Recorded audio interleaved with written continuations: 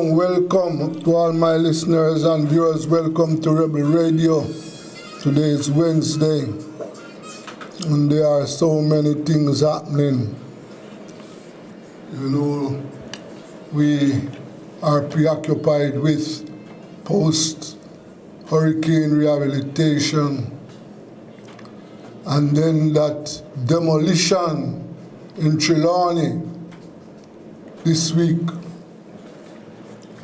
Still on our agenda. How are the people managing and how are they going to manage? Yes, we are going to continue that discussion we had on Monday today with attorney Miguel Lorne and known Gaviite Henry Eru Menelik. Good afternoon, gentlemen. Yes. Greetings and blessings. Yes, of course. Pleasant afternoon. Yes. Well, Miguel, you know that they have provided the people with tents, but so far, and we see where the men who were detained have filed a lawsuit, but as far as resettlement is concerned, we have heard nothing. How are the people managing?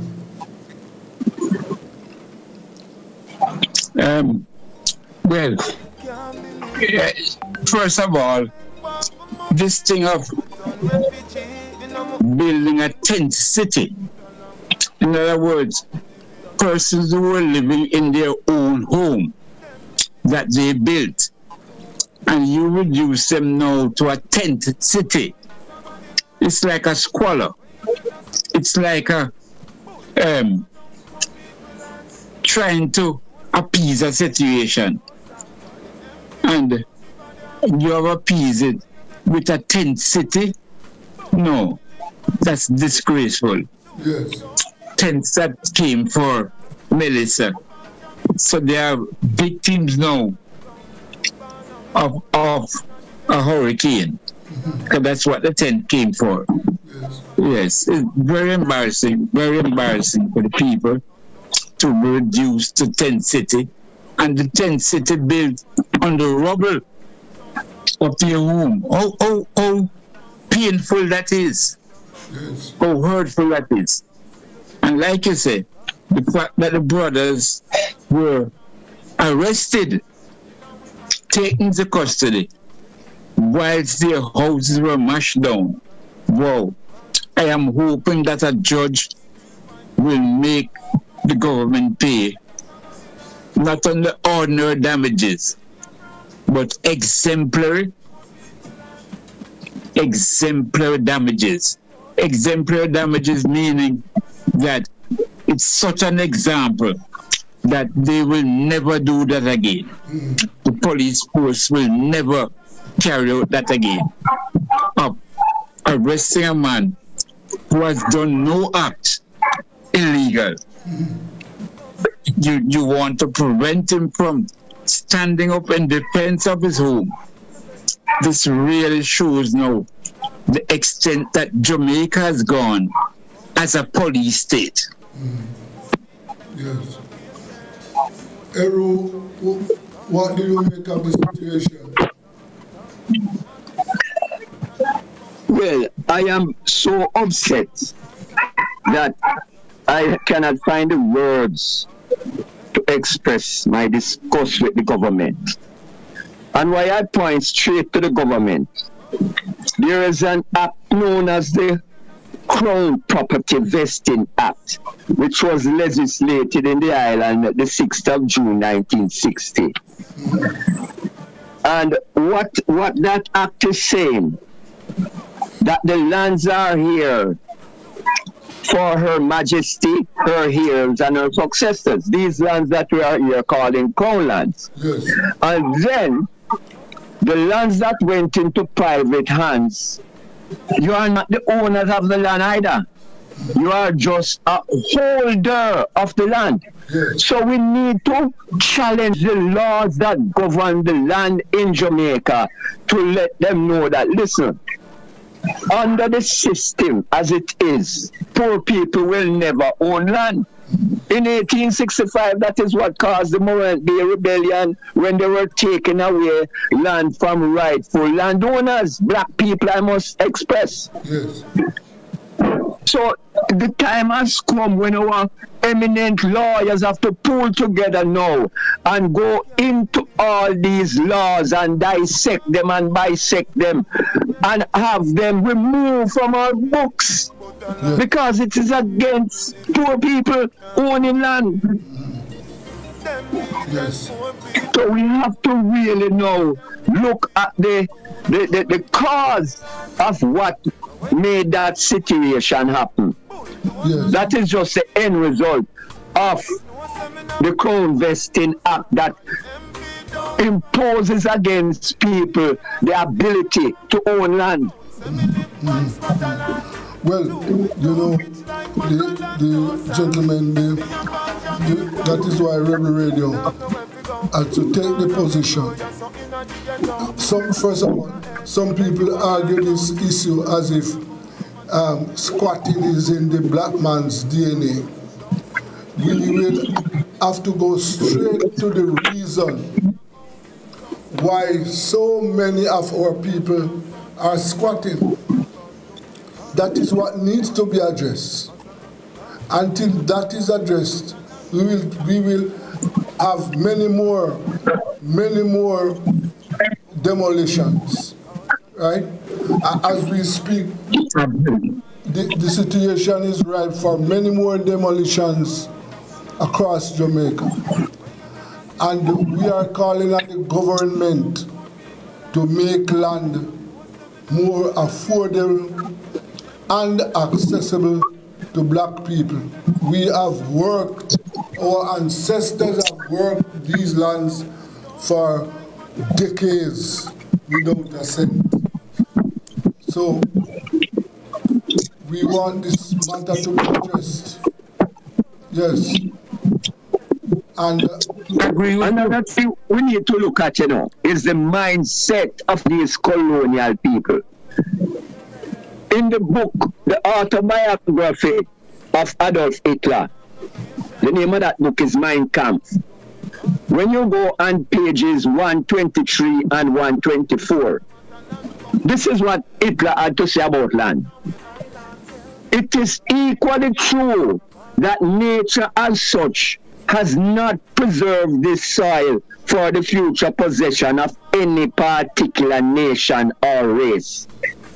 On the contrary, the land exists for the people who possess the force to take it and the industry to cultivate it.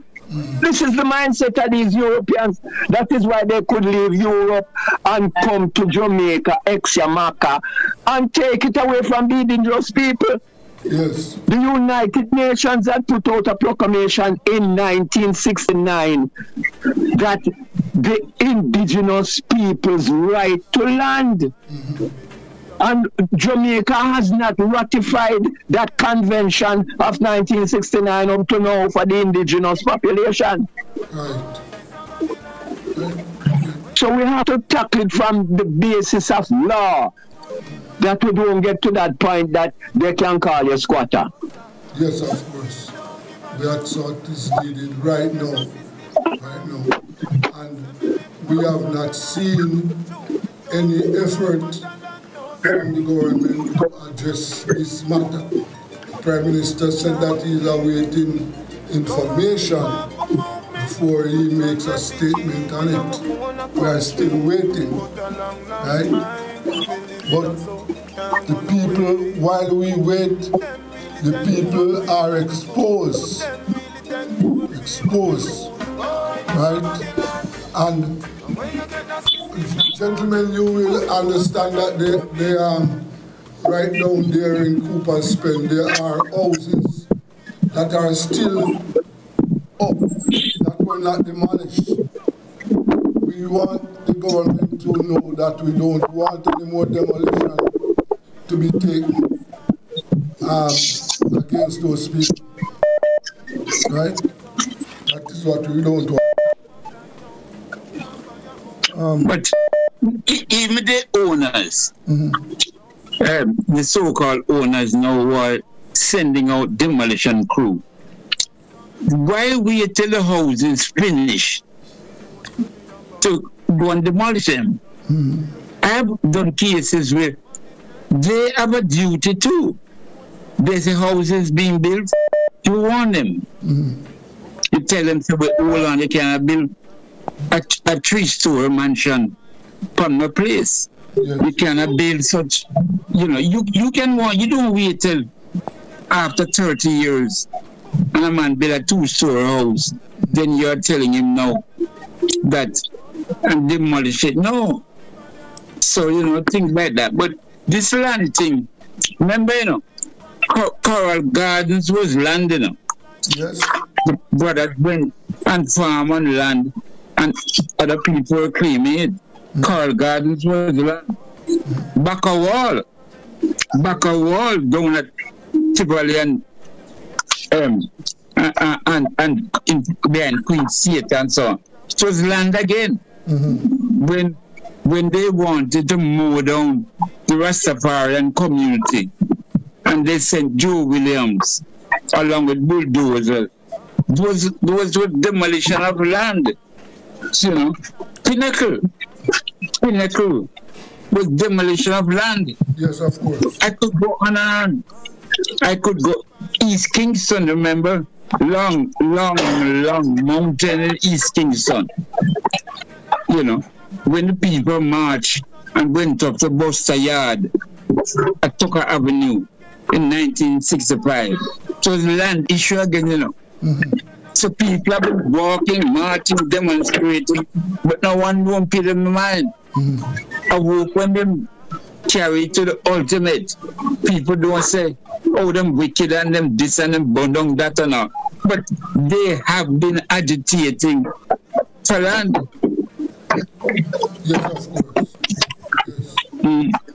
And as you said, the authorities are not responding to these requests. Band-aid, tent. That is how they respond. Band-aid and tent. Yes. Set up tent. Disrespectful. Yes, of course. Yes, of course. The gentlemen, what do you, as we speak, now, what are some of your suggestions you would make right now to address the issue in Trelawney? Well, like my brother Racy said, brother Hero said, that there is vast amount of so-called crown land. And I'm saying that those lands can be distributed to the people. In Westmoreland, St. Elizabeth, Hanover, Trelawney, St. James is a vast amount of land which can go to people who need land. So they must carry out because like I said before, Melissa walked the same way that the Western Regiment, there was a Western Regiment formed in 1830 in Jamaica. That Western Regiment was specifically for those parishes, St. Elizabeth, Westmoreland, St. James, Hanover, and Trelawney. It was a Western, because in those eras, there was a lot of revolts. The brothers and sisters used to rise a lot in those eras. So the Western Regiment was used to travel by sea, so as to get down there in time to curtail revolts. So when emancipation so-called came, they deliberately punished those parishes because them said there was too much revolt. And those people were not given land. So that's why we have so many people down there now who are squatters, who have rented land and are being ill-treated, because when Melissa came and the distribution of scarce benefits were to follow, they said those people can't get help because them don't have the title to land. So when they realized title, them say rotted, things gone bad. That's what Melissa show up, you know. That's what Melissa show up. The amount of people who don't own no land in that area, they must know, take it as a warning to start to find a way. If it's even half acre, quarter acre, 1 acre, you know, they have to now distribute the crown land and other lands that are available. That will be my suggestion at this point. Yeah. Yes, and I'm glad you touched on the crown land, because I am going to read from Black's Law Dictionary the term allodium. Allodium, land held absolutely in one's own rights and not of any lord or superior. Land not subject to feudal burdens. An estate held in absolute ownership without recognizing any superior to whom any duty is due. Now, this is what happened when the colonial came into the island and imposed their laws on it. They did not buy the land. They used the might to capture the land. But before that, there were titles that they recognized as allodium titles, allodial titles that the people had, which were not subject to any feudal authority. So we have to, as I said earlier, we have to go to the law books, challenge what they have put in place as laws governing land in Jamaica, and ensure the allotment to all the indigenous people of Jamaica, which is 99.9% black people, poor people, must get some land. Jamaica have 3.4 million acres of land, and 1 acre of land can give you 10 housing units. So by virtue of that multiplication, Jamaica has 34 million housing units with a population under 3 million.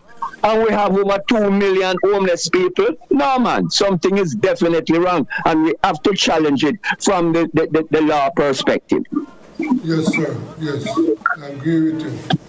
Totally agree with you. Brother Miguel raised a point during the hurricane, what the hurricane did. Because right now, as we speak, there are many people who are still homeless in Westmoreland in particular, who I don't know of any plan. I don't hear the plan how the government is going to resettle them, because they were living on rented and properties that were not theirs. And in many cases, it was temporary housing that was there on those properties. Now, you cannot rebuild, or it is not recommended that if you are going to rehabilitate, that you lost a board house, that you should put up a board house. No, you shouldn't do that. So definitely some permanent plans have to be made as to how those people are going to be resettled. I don't know. I haven't heard of what the government is doing with them as yet. Yes. The other thing that in 2 weeks' time, gentlemen, school is going to be real.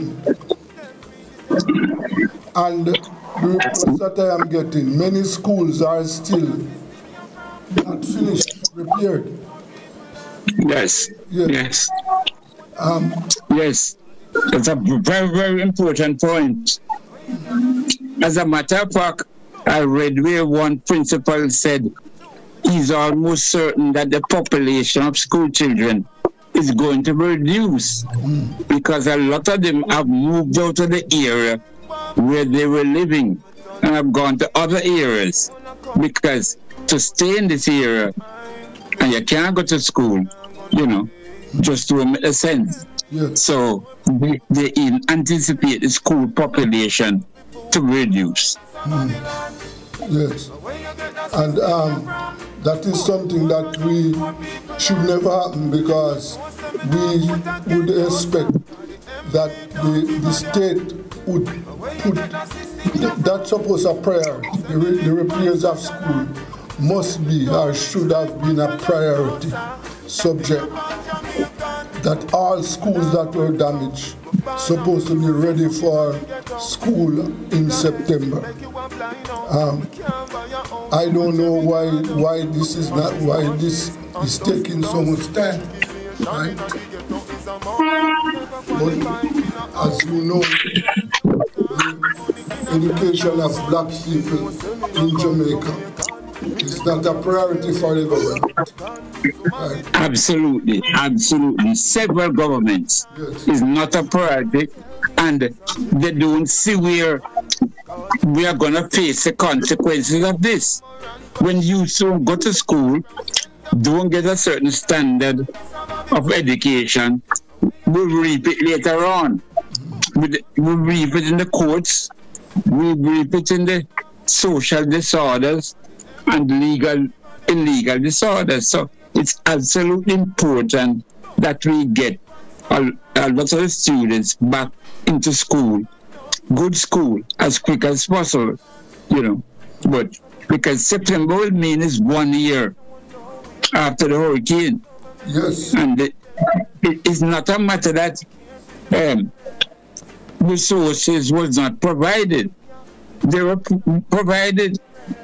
Resources were provided for this, and yet you have this. And so if it wasn't for charitable ventures, half the school that have so far been partially repaired would not have been repaired. It is those charitable ventures that has brought some of them up to standard and even up to half standard.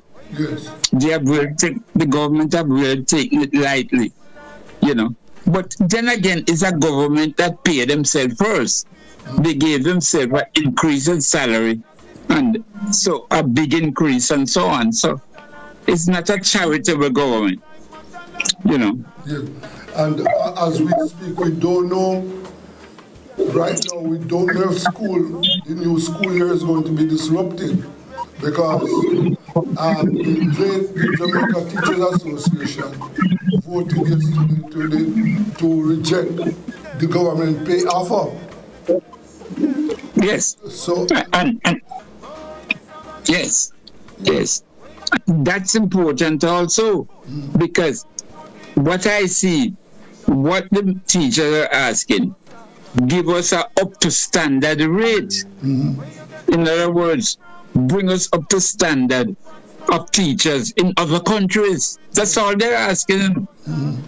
Bring us up to standard. And the government has done. Jamaican teachers are some of the lowest paid in the Caribbean. yes. In the Caribbean. Not to mention the world. We start with the Scandinavian countries, Sweden and Finland, those countries. They pay their teachers well. Yes. In some of those countries, they pay them better than the politician. Okay. You know what I mean? But Jamaica pay the politician higher than everybody else. We wait to see what is going to happen. Whether school is going to be this classes are going to be disrupted in a couple of weeks.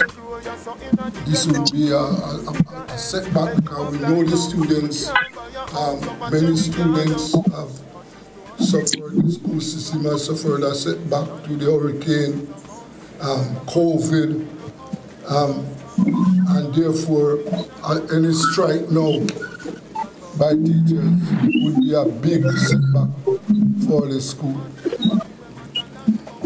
I really don't want to strike, boy. Yeah. I don't want to strike. But I'm also hearing too that quite a number of teachers, some nice specialist teachers, are leaving. Yes. I know a couple schools, even in maths, even in literature, that those teachers are leaving. Yes, that is happening. You know. That is happening too. Yeah. Brother Heru, what is your final word? Well, my final word is that of when we touch on education. If you keep the masses of the people uneducated, that is how you can manipulate them and do to them as you would like them. Because it is total madness when you have people coming out to vote for you, to represent you, to give you a better quality of life, and you enact laws that goes against the upliftment of the people. And the school system is a perfect example. We have 85% failure rate in our high schools. It's a damn shame. It's a shame. Big shame. Yes. And gentlemen, we have to end it there for today. But we have to continue to look at what is happening to our people because it has serious implications. Thank you very much for and thank you very much for giving us the opportunity that we can express ourselves to your listeners. Thanks a lot, my brother. Keep up the good work. Aluta continua. Okay, thank you very much, sir. That was Attorney Miguel Lawn, Garveyite, Henry Menelik. Yes, and we are looking at the situation facing our people. Yes. This is Rebel Radio. Let us take a break.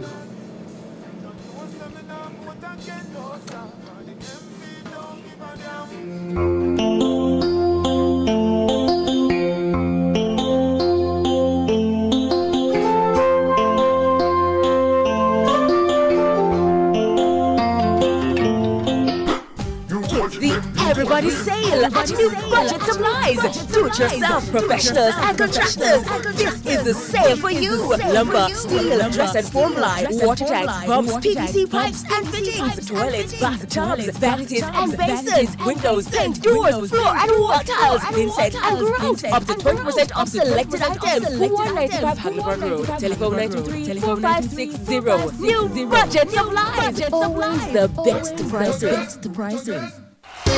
Tools, Hardware and Supplies is holding up the heat this summer with their super saving summer sale. Prices are slashed on everything you need to fix up your home. Beautiful tiles, sleek doors, top quality windows, modern sanitary ware, exclusive flooring and more. At Tools, Hardware and Supplies, we have you covered for the summer. So come visit us at 279 Spanish Town Road, 4 South Camp Road, 8 Red Hills Road, or online at toolsja.com. Tools! The Lion King of Hardware. Keep it cool. JPS, keep it cool. Know the time at but JPS got the tool. Keep it cool.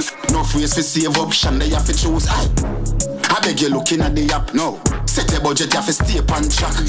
Watch your usage, don't pass that. Your next bill of view from the app, just stop.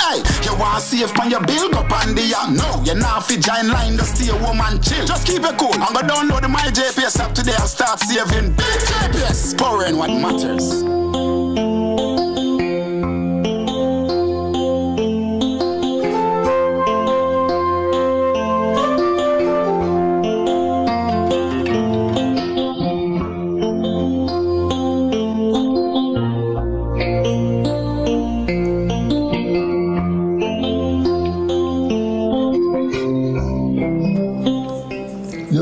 welcome back to Rebel Radio. And, one important institution in the Caribbean Court of Justice, having some issues there. And we are going to be talking about those issues there. Mr. Biari, hold it there for me. Thank you. Hold it, please. Yes. Yes, we, as I said, that is one of the important institutions around the Caribbean. And there are some issues there right now that, we have to look at them and see what can be done, how they should be addressed, because we should not allow this issue to undermine the Caribbean Court of Justice. Yes,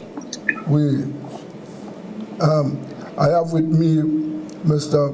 Biari, President of the Media Association in Trinidad, and I'm also going for a senior journalist, Mr. Adam Harris, in Guyana, there for us to look at this situation affecting the Caribbean Courts of Justice right now, and to see how we can address them. Good evening, Mr. Biari. How are you, sir? Good evening to you, Desmond, and all your listeners. Yes, sir. Okay. Yes. Fine. Yes. Yeah. Well, I know you have been following the happenings in the Caribbean Court of Justice. What have you made of what is happening so far? All right, I'm sorry I couldn't answer you earlier. Yeah. I had blackout. I still have blackout, but we can talk. I'm using another forum. Okay. Yes. Yes, you have Mr. Biari Adam on the line also, President of the Trinidad and Tobago Media Association. So, Mr. Biari, as I was saying, what have you made of the discourse so far? Yeah, good afternoon again. My take on the whole issue as a journalist, I would speak more on the reporting aspect of it. And I must say that the journalists got a copy of some emails that was written among the judges of the CCJ complaining about the president. Yes. And they raised certain concerns about first how he was about trying to influence certain cases, about him talking about the attire of the court, and there were a number of emails back and forth. And I just want to say, in the public's interest, I think it was a very good scoop, by the Express, United Express, to highlight these issues. And if there's something that has to be dealt with, the president of the CCJ did respond, saying that these are normal course of discussions, and he has always raised the issue about attire. You have to present yourself a certain way. So these are the issues that is in the forefront. But the journalists and the media continue to report as we can and try to get answers. And I think that is just our rule and function. And I think it should be different to the media that we have raised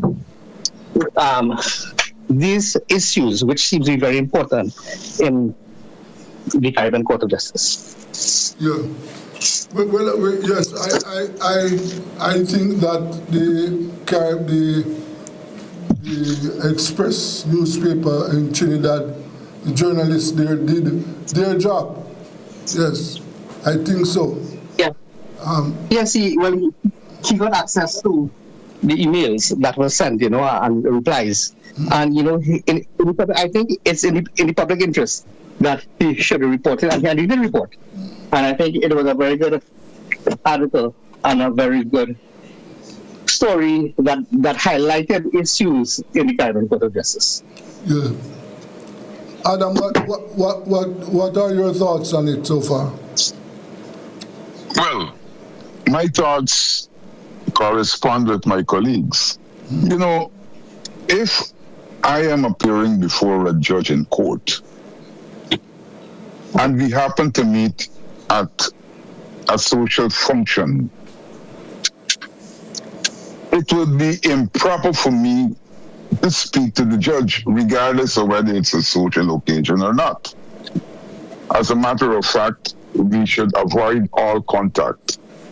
Similarly, the President of the Caribbean Court of Justice should have known his limitations. The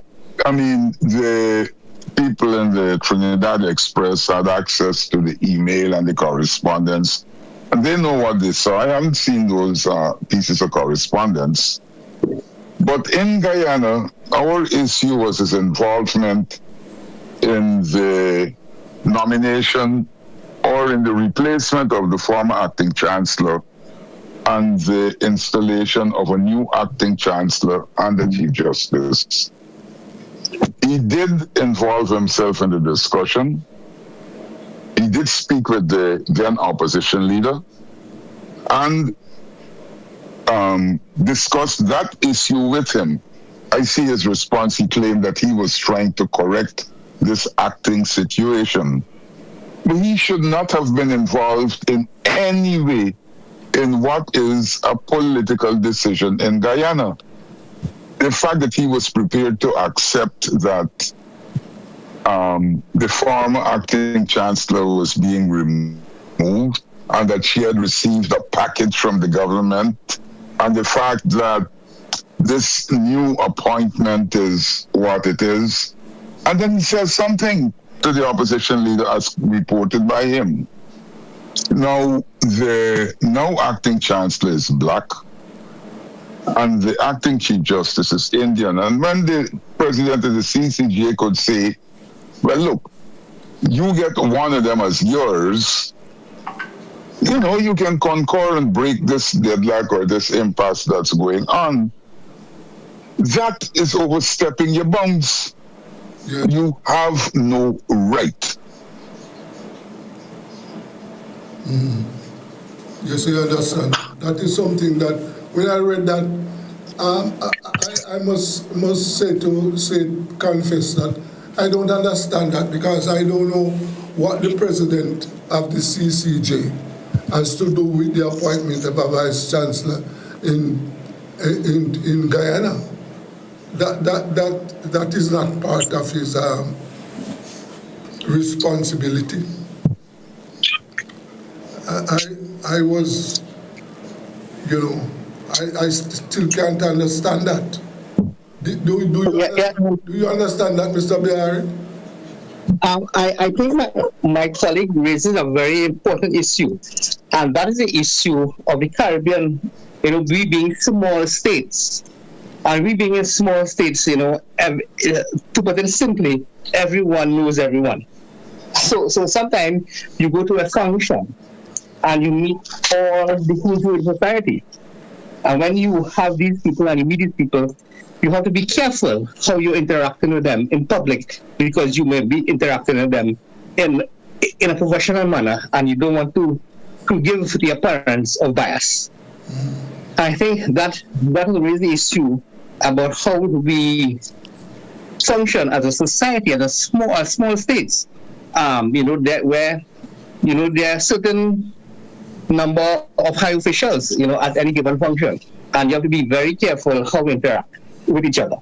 And I think that is something should be a take from what has happened in the system. Yeah. But also judges,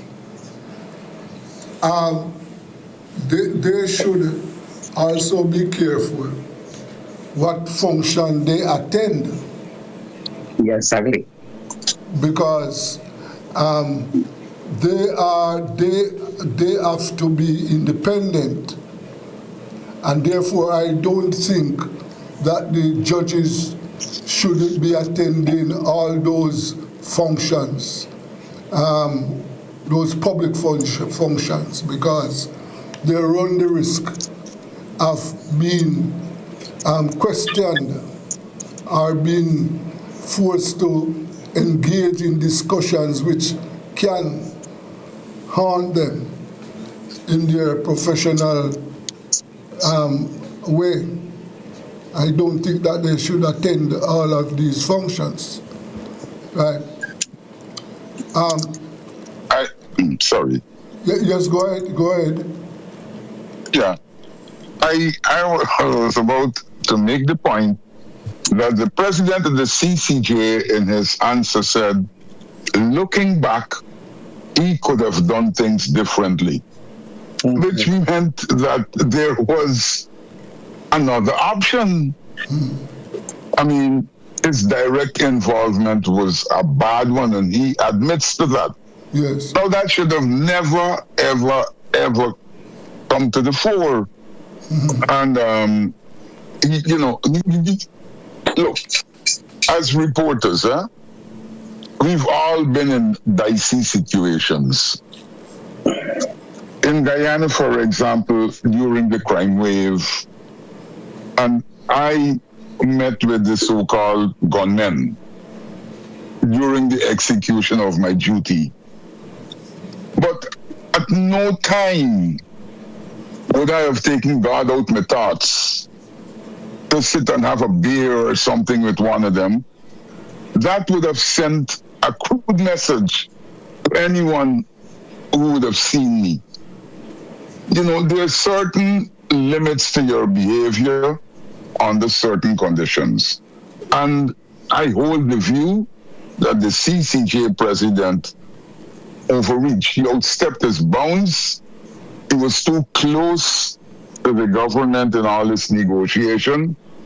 And getting directly involved with the opposition leader to influence a decision was out of the way. Yeah. The other thing, gentlemen, is that the information so far, as you can see, was an internal correspondence between the judges. Obviously, for it to be leaked, it indicates that somebody inside that group was dissatisfied or in disagreement with what the head was doing. Don't you think so?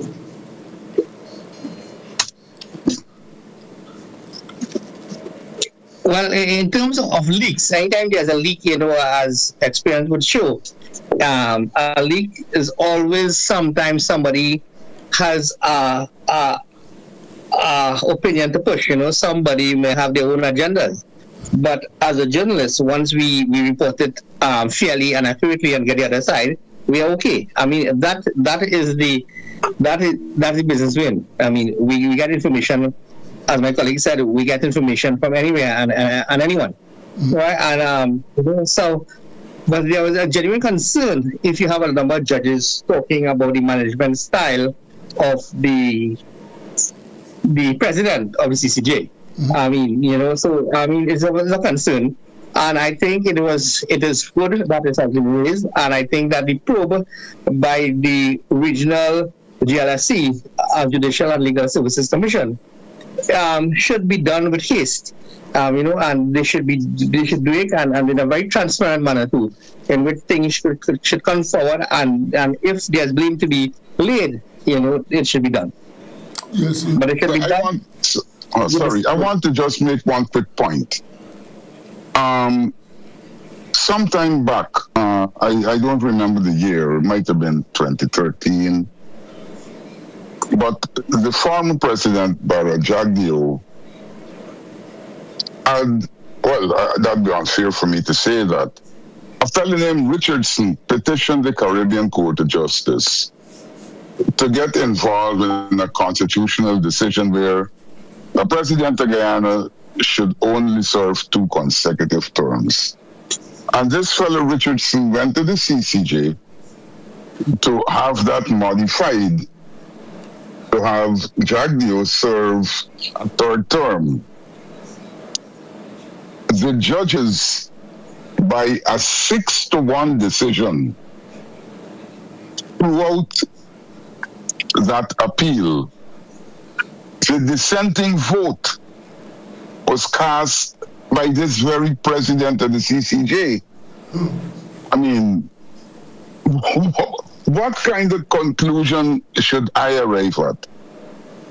One is supporting a former president of Guyana to accede to a 3rd term when all his colleagues say no. And then he gets tied up with the present administration of which the very Jagdeo is a part. What conclusion does he expect people to have or to arrive at? Yes, that is in support of the government of Guyana. One can draw that conclusion. We also see where the opposition, the Guyanese opposition leader, has also raised an issue. We should recall that the CCJ recently ruled on that extradition issue between the Guyanese opposition leader and the United States. And the opposition leader is now calling for a review. Am I right, Adam? Yes, you are right. As a matter of fact, in the leaked documents, that matter was shared among the judges. Apparently, the judges didn't feel that everything was, as some people say, hunky-dory. So that was part of the correspondence. My colleague from Trinidad would be in a better position to say, because as I've said, I have not seen the leaks. But from what they said, the current opposition leader is asking that the president withdraw himself from any further deliberations. Yes. Now, I don't know how the CCJ sits, how they select the judges. I see that the president says there is always unanimity. And if there was unanimity, there would not have been that leak. No. You would not have seen the divergence of views and all of that. Yes. So something isn't right. No, that is clear that something is not right there, because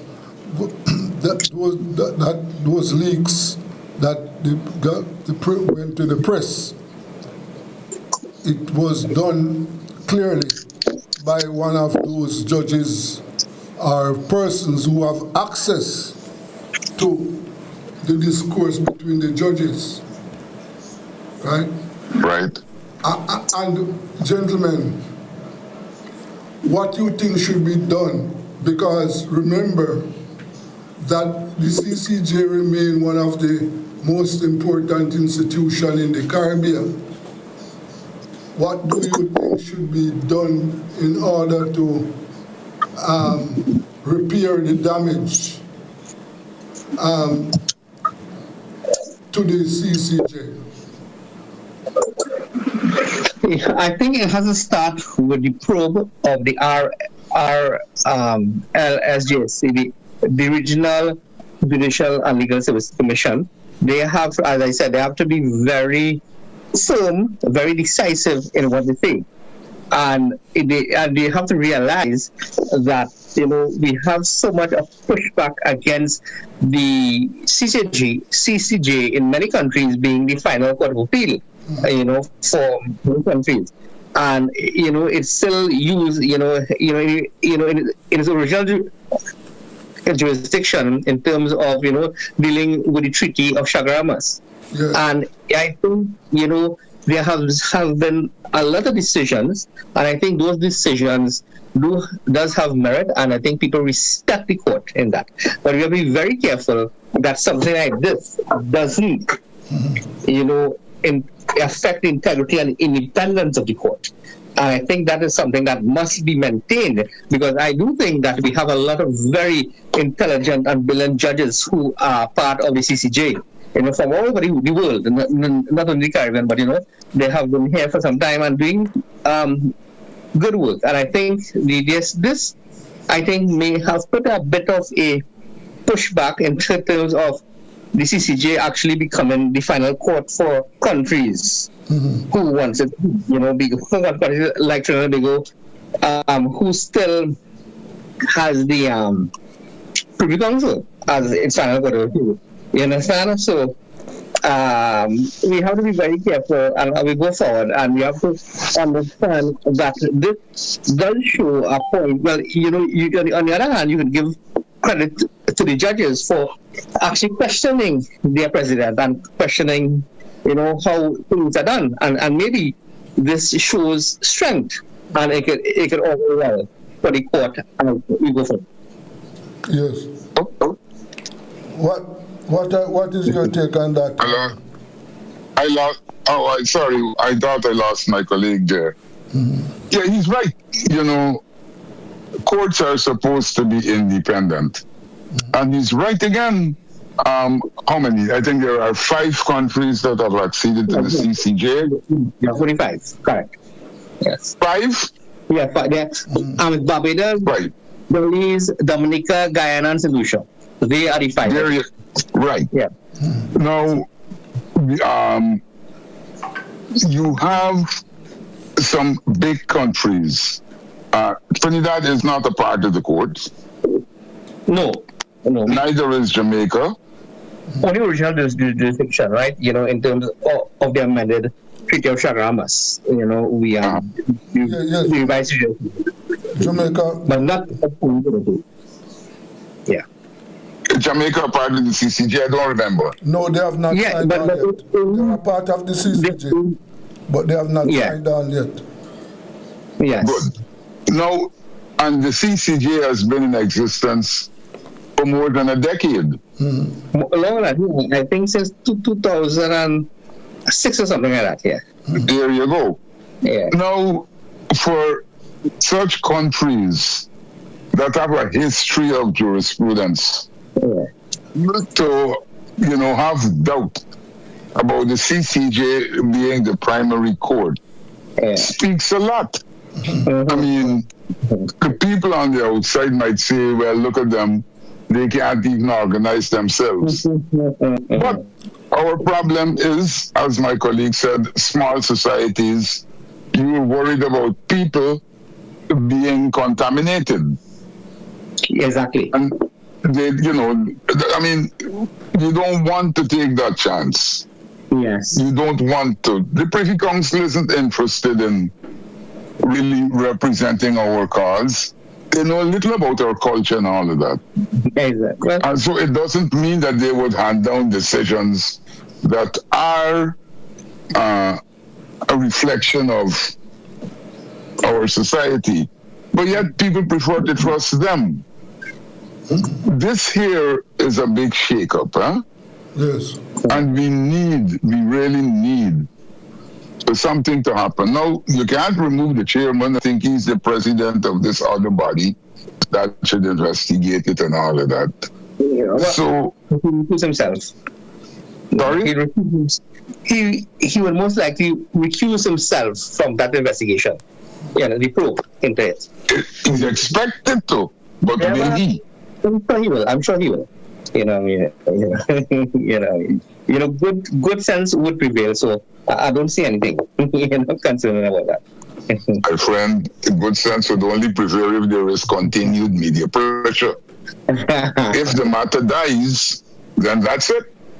Because I know our society, we blow hot for a while and then Point taken. We cool down. Yes. Yes. But yeah, I agree with you. Well, I don't know.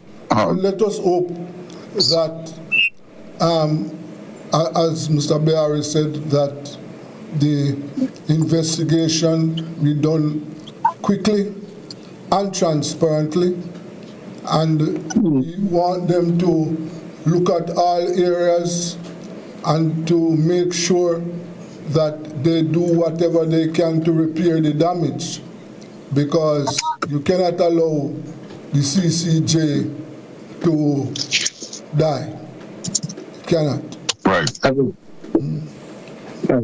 is correct. That is correct. Yeah. Yeah. Gentlemen, And I mean, yeah. Well, as I was saying that we have reached the end of exhausted the time that we have to discuss the subject today, but we have to continue, as you said, Adam. The media have to continue to keep its eyes on what is happening over there, because, as we said, we must preserve the integrity of the CCJ. Thank you very much. The pleasure is mine. Thank you, Desmond. Okay. all right. That was journalist Adam Harris and Mr. Beari of the Trinidad and Tobago Press Association, and we were talking about the CCJ. Let us go for a break. This is Rebel Radio.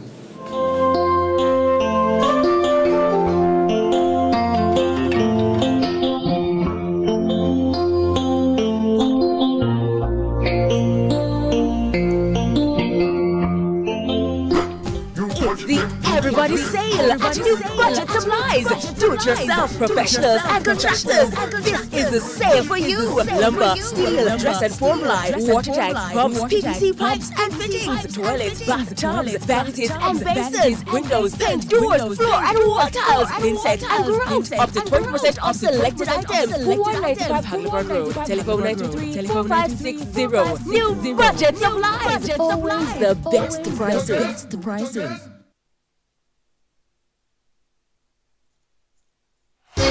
Tools, hardware, and supplies is turning up the heat this summer with your super saving summer sale. Prices are slashed on everything you need to fix up your home. Beautiful tiles, sleek doors, top quality windows, modern sanitary ware, exclusive flooring, and more. At Tools, hardware, and supplies, we have you covered for the summer. So come visit us at 279 Spanish Town Road, 4 South Camp Road, 8 Red Hills Road, or online at toolsja.com. Tools! The Lion King of Hard News.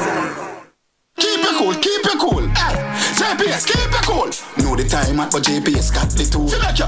Hey, keep it cool, keep it cool. No phrase for save option, they have to choose. Hey, I beg you looking at the app now. Set a budget, you have to stay on track. Watch your usage, don't pass that. Your next million view from me up, just stop. Hey, you want to save on your bill, go on the app. No, you're not fit giant line to stay home and chill. Just keep it cool. I'm gonna download my JPS app today and start saving big JPS. Powering what matters.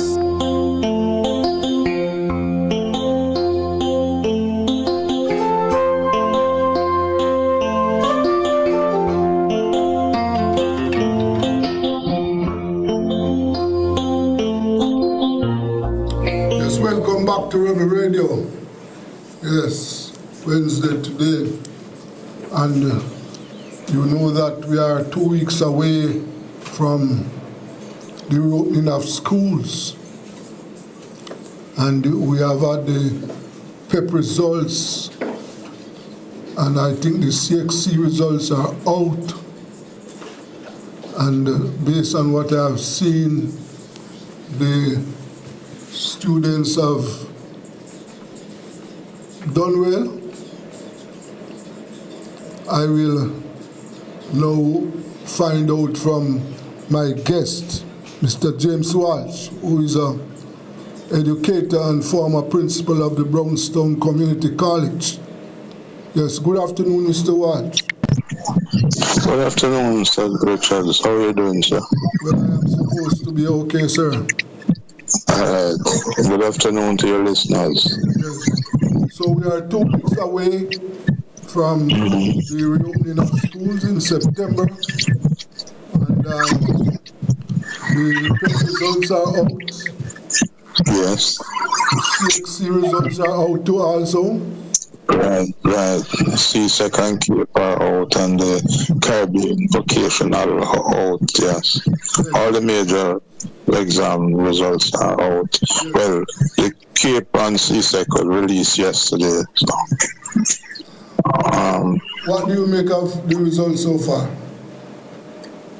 All right. Well, I have not had an opportunity yet to go through the results in detail, right? I know the discussion and about the possibility, the way you call it, the lagging effect of, well, before that COVID, and now Melissa. Yes, well, we have forgotten Beryl. But Melissa is the main one, and well, the impact of Melissa, as I see it, is largely now in terms of schools not being ready. A number of the schools I'm aware of, right, are not ready. They've been trying, work has been done, but one in particular, many of them, they're just not going to be able to get back to normal before sometime later in the term, hopefully, if all goes well. So that is going to have an impact. I don't know that there will be any postponement. I'm not sure. I don't have that detailed knowledge, you know. And sometimes they're afraid to postpone because, you know, it has that connotation. And so sometimes we like to pretend that things are going as normal, and that doesn't really help us. You know, so there's that. The results, well, you're right, it says students are doing well, but it depends, you know. The results still are not where we would want them to be, as you would say, right? In terms of especially some very critical subjects. And as usual, some are up, some are down. But and we of course are happy for those who have done well. But we have to also remain conscious that a large percentage, maybe 40% overall, and more in many schools, didn't do as well as we'd want them to do. Or not just we want, because it's not a matter of our personal preferences, as they objectively need to do to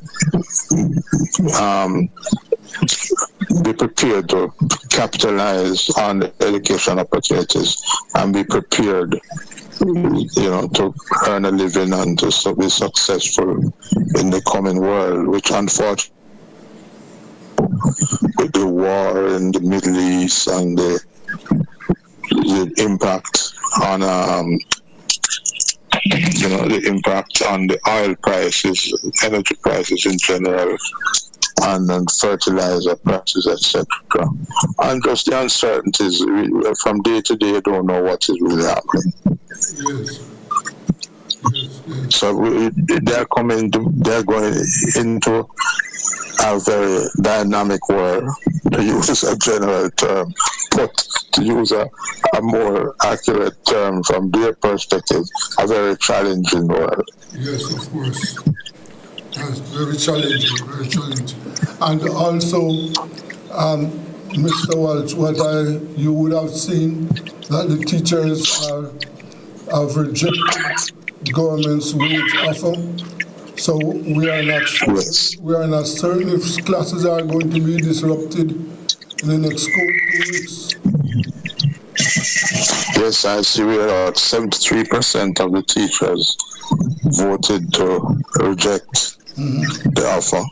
And I suspect that some of them who voted to accept it did it out of a kind of fatalism rather than a conviction that it was the right thing to do. So yeah, that's another factor we have to look at.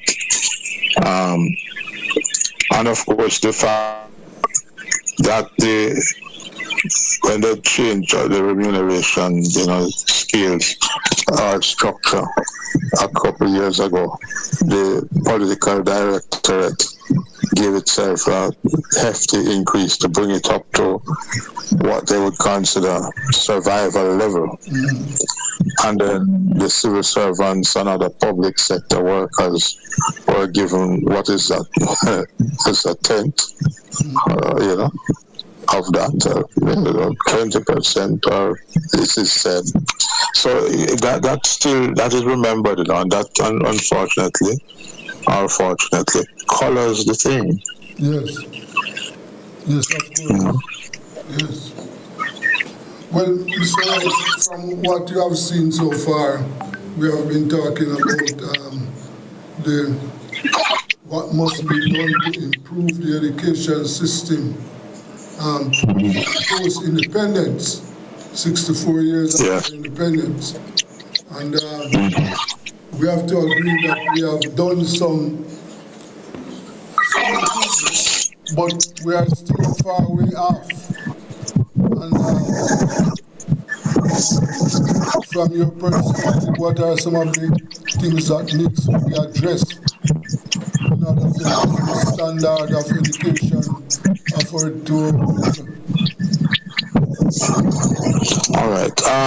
In terms of since independence, clearly, well, although I go back to before independence, to my mind, the most revolutionary kind of social innovation that has taken place in the modern times was a common entrance examination, which is what opened the door for a substantial number and proportion of each age cohort to enter secondary education.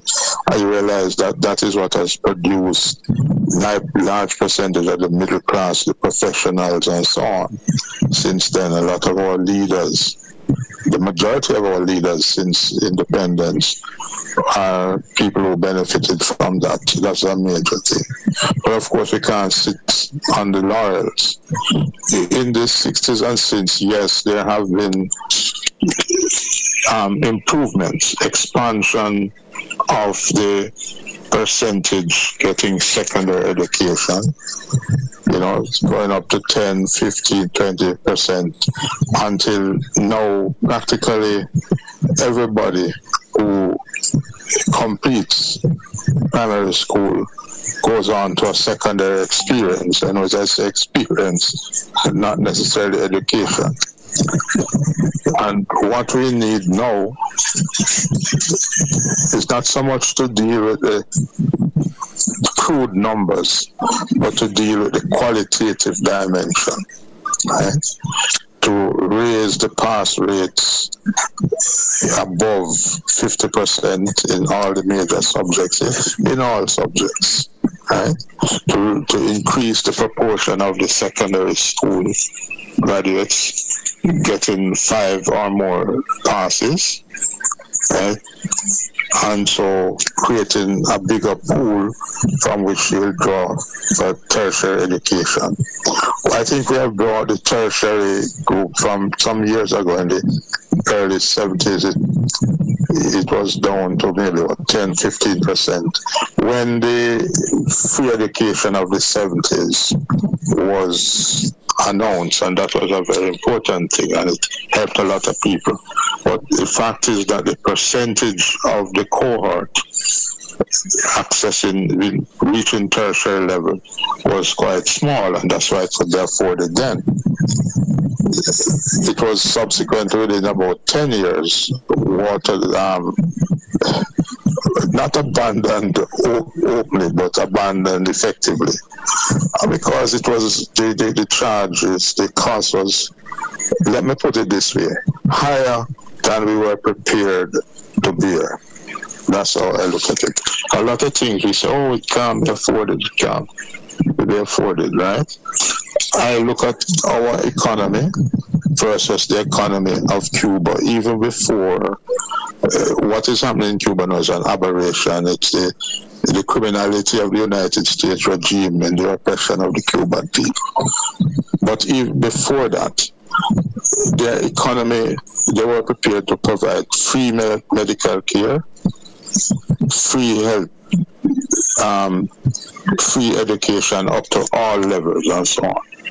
The proportion of their resources that they devoted to this was something that we were not prepared to do.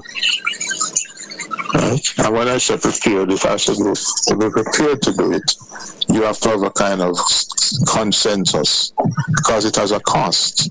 And what is happening is that significant portions of the Jamaican population who have the resources are not prepared to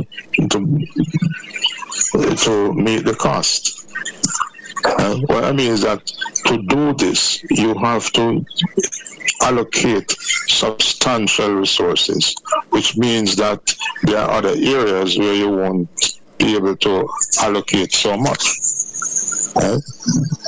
And this we were not able to do under either government, either the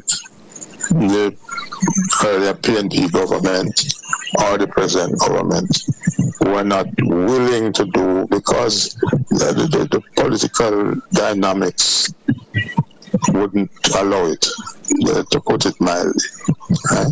But the truth is, going forward, and let us assume, you see, that the kind of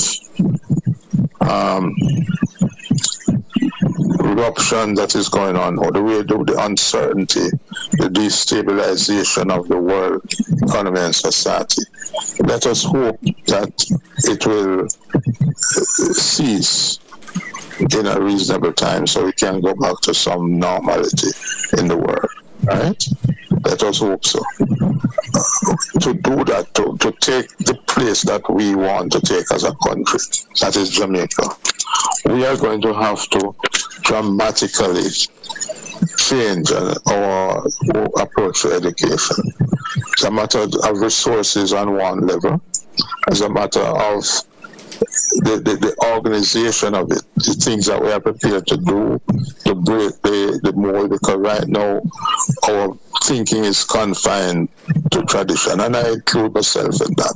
We came up out of a certain level, our expectations, we wouldn't think of extending the school year, we wouldn't think of, putting targeted groups of students through the whole summer, most of the summer, in education and so on. Because the consciousness of the need is not really very real among most people. It is something that a number of us recognize, right? But the general populace doesn't really see it as that important, for reasons not to do with their incapacity, just the exposure, So when we look at it, I think we have to apply ourselves. It's not just a matter of putting more resources. We need to also organize where we put in the resources and ensure that when you invest the resources, they are properly utilized. A lot of this requires motivation and mobilization. I know mobilization is not a popular word these days, but I believe that we need to have a situation where the populace, the parents, the teachers, the students, right, are imbued with a consciousness of the importance of what they're trying to do, and an excitement and a commitment, that will enable them to break down the barriers, the mental barriers, as well as the physical barriers, to put in more time, put in better time. That is on one level. On the other level, of course, there are the technical aspects of it that we also have to look at. I mean, some of these things that are happening with the poor results, they are not any mystery or anything that require rocket science. You can correlate the performance of students quite closely with their attendance. This is not anything to do with their ability or lack of ability. You're going to find that the bulk of students, especially at the primary level and early secondary, who are behind, don't have a high level of attendance. That is the single major factor. And we need to address that. It requires resources and so on. But it also requires, a kind of, what's the word for it now? The parents must be motivated to see the true value of education. They must be imbued with that spirit of wanting it to happen that existed early. Right? Yes. Existed earlier when the opportunities were few. We have to get the parents involved. That their responsibility they have to ensure that students attend school. Yeah. To do that. We have to facilitate that too now, because remember the parents, and I'm familiar with some of them, they really have to make some very serious choices, between eating and going to school, so to speak. All of that. So these are things we have to see how. I think it has to be dealt with the policy level. At present, that is the kind of thinking that prevails in Jamaica. The best we will do is throw some money at the problem. But I don't think we want to raise the consciousness, because that is seen as a dangerous thing. Consciousness raising is critical. You'll be surprised if there's the consciousness raising, then that will supplement and complement the additional expenditure and will even substitute sometimes. Because it's a matter of students doing more. Mr. Walsh, what you're saying there is that we have to get parents to get involved, to know and understand that education is critical. Yes. They must do everything that they can to ensure that their child is educated, right? Right. And we have to, as you said, we have to get them to understand that getting their child educated is a must. There's no two way about it. Right? Yes. Right? And they have to play a lead role in ensuring that that is done. Our teachers we have to get our teachers involved. Better working conditions, better salaries. We have to do whatever we can to retain the best of our teachers here. We cannot allow our teachers to migrate. Students alone, we cannot allow that. So, well, you see, yeah, I agree with you. The thing is that we have increasingly moved into a society where is every person for themselves, each man or each woman for him or herself, and the devil takes the rest, So a lot of them, you say, you need to do, you say, what is in it for me? And the teachers are looking at it. They are saying, why would I give up an opportunity from my own advancement in order to foster the national advancement?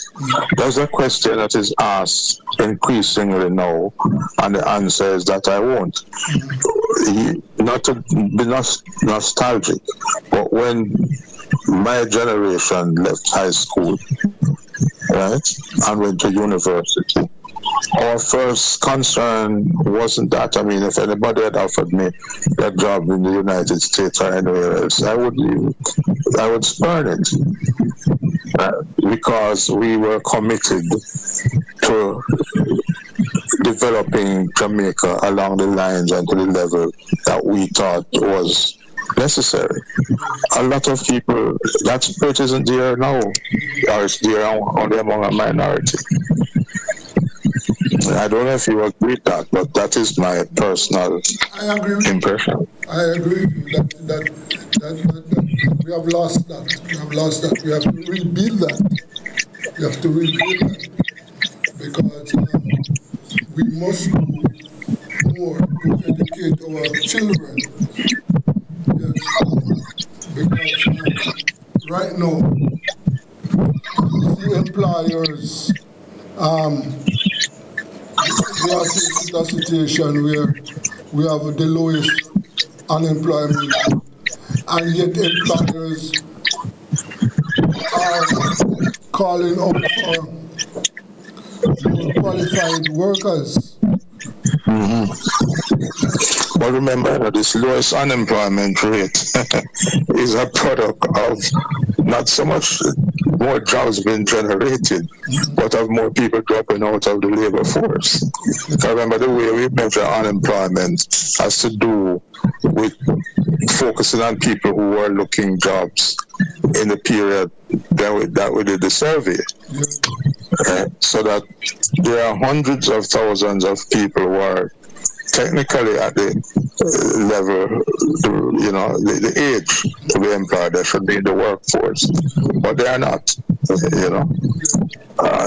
that is a reality. So we pat ourselves on the back, says the lowest unemployment rate in history, but then go there, which I'm sure you do, and you see a lot of unemployed people still who are begging to run, So there is that part of it.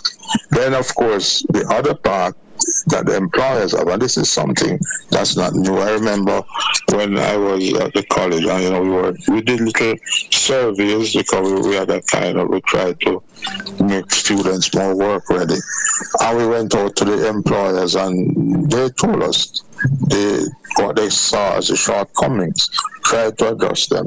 But the thing is happening still. If you do the survey today, a lot of the employers are going to tell you that they are not satisfied, and you're going to, and they want to bring in people from overseas and that kind of thing.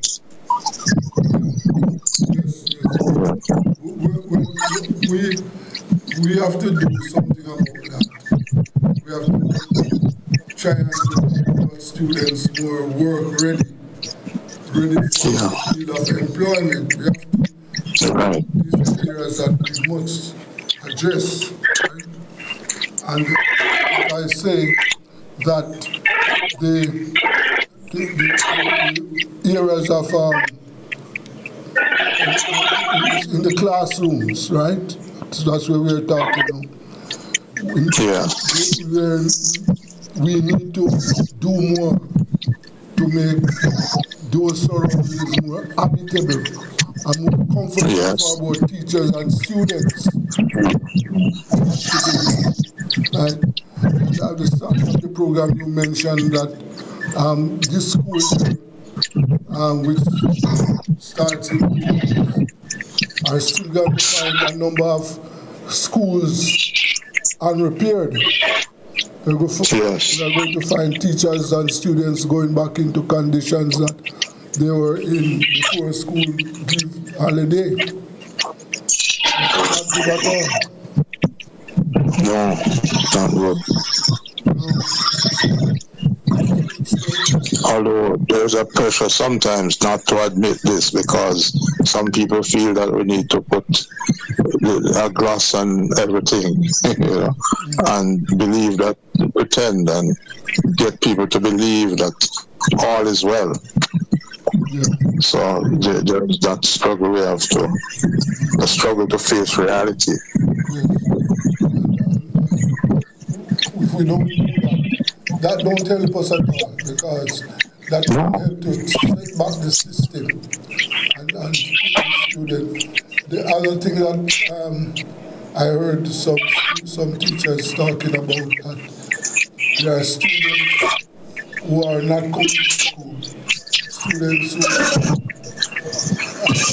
who after Melissa got out of school. This is where parents now, we have to get the parents to realize that they must insist that the students go to school. This is where the parents must come in. Yes, I am conscious of that. I mean, it's in my own experience of some schools. There are students who have disappeared after Melissa. And it's not that they were blown away. They're just not, they haven't reappeared. But you see, what I am thinking, we must put the onus on the parents. But education is something that is not just a private benefit, it's a social benefit, right? And that is what justifies the entire society investing in education, not just in terms of money, but in terms of action and personal and psychological support.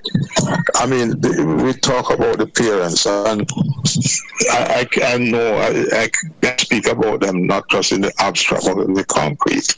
There are many of them who just don't have the material capacity to do much better than what they're doing. They need a helping hand. And we need to have a machinery that can identify those and give them. We don't have the resources to just give to everybody. But we need to investigate, and to some extent we do have the machinery out there to investigate it, right? And then we have programs to give them a helping hand in terms of just more support for the students, transportation, etc. So that is, we need to sensitize them to it and let them try their best. But we know that in some cases the best is not adequate, and we need to have a social capacity to supplement or complement the best they are doing. We have to we have exhausted the time allocated for this program, but we have to continue to focus on this because, as you know, this is a very critical area that we have to spend some more time. So I want to thank you very much for your time this afternoon. Thanks for inviting me and giving me the opportunity. All right. Thank you, Mr. Walsh. To be continued. All right, sir. All the best. Yeah. It was Mr. James Walsh, educator and former principal of Brownstone Academic. Let's take a break. This is Rebel Radio.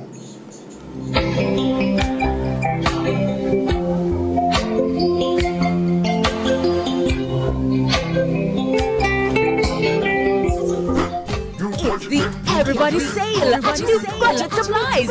Do-it-yourself professionals and contractors. This is the sale for you. Lumber, steel, dress and form line, water tanks, pumps, PVC pipes and fittings, toilets, bathtubs, vanities and basins, windows, paint, doors, floor and wall tiles, insects and grout. Up to 20% off selected items. 195 Hagelberg Road. Telephone 923-4560. New budget supplies. Always the best prices. Tools, hardware, and supplies is holding up the heat this summer with your super saving summer sale. Prices are slashed on everything you need to fix up your home. Beautiful tiles, sleek doors, top quality windows, modern sanitary ware, exclusive flooring, and more. At Tools, hardware, and supplies, we have you covered for the summer. So come visit us at 279 Spanish Town Road, 4 South Camp Road, 8 Red Hills Road, or online at toolsja.com. Tools! The Lion King of Hardware. Keep it cool, keep it cool. JPS, keep it cool. Know the time at, but JPS got the tool. Feel like you. Keep it cool, keep it cool. No phrase for save option, they have to choose. I beg you looking at the app now. Set your budget, you have to stay on track. Watch your usage, don't pass that. Your next bill view from the app, just stop. You want to save on your bill, go on the app. No, you're not fit join line, just stay home and chill. Just keep it cool. I'm gonna download the My JPS app today and start saving. Big JPS, powering what matters.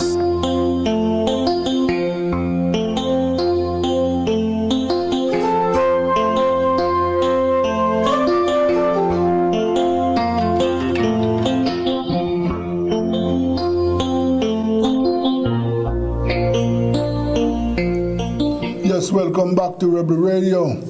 And you know, we're going over to Trinidad now to find out what is happening. And we'll be talking to Mekila Pandey, leader of the Patriotic Party in Trinidad. Good afternoon, Ms. Pandey, how are you? Good afternoon to you, my friend, and good afternoon to your listeners in Jamaica. We're holding on. You know how things are, always hot in Trinidad. Yes, yes, very hot in Trinidad. What are some of the main issues on the agenda there now?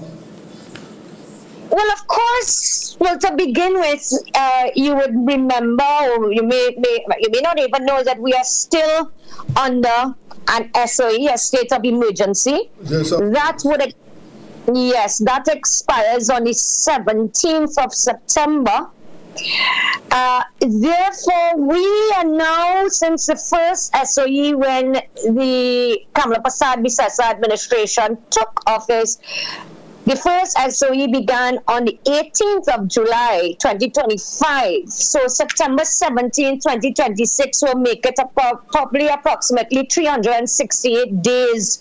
We have been under an SOE, which is really about 77% of her time in office.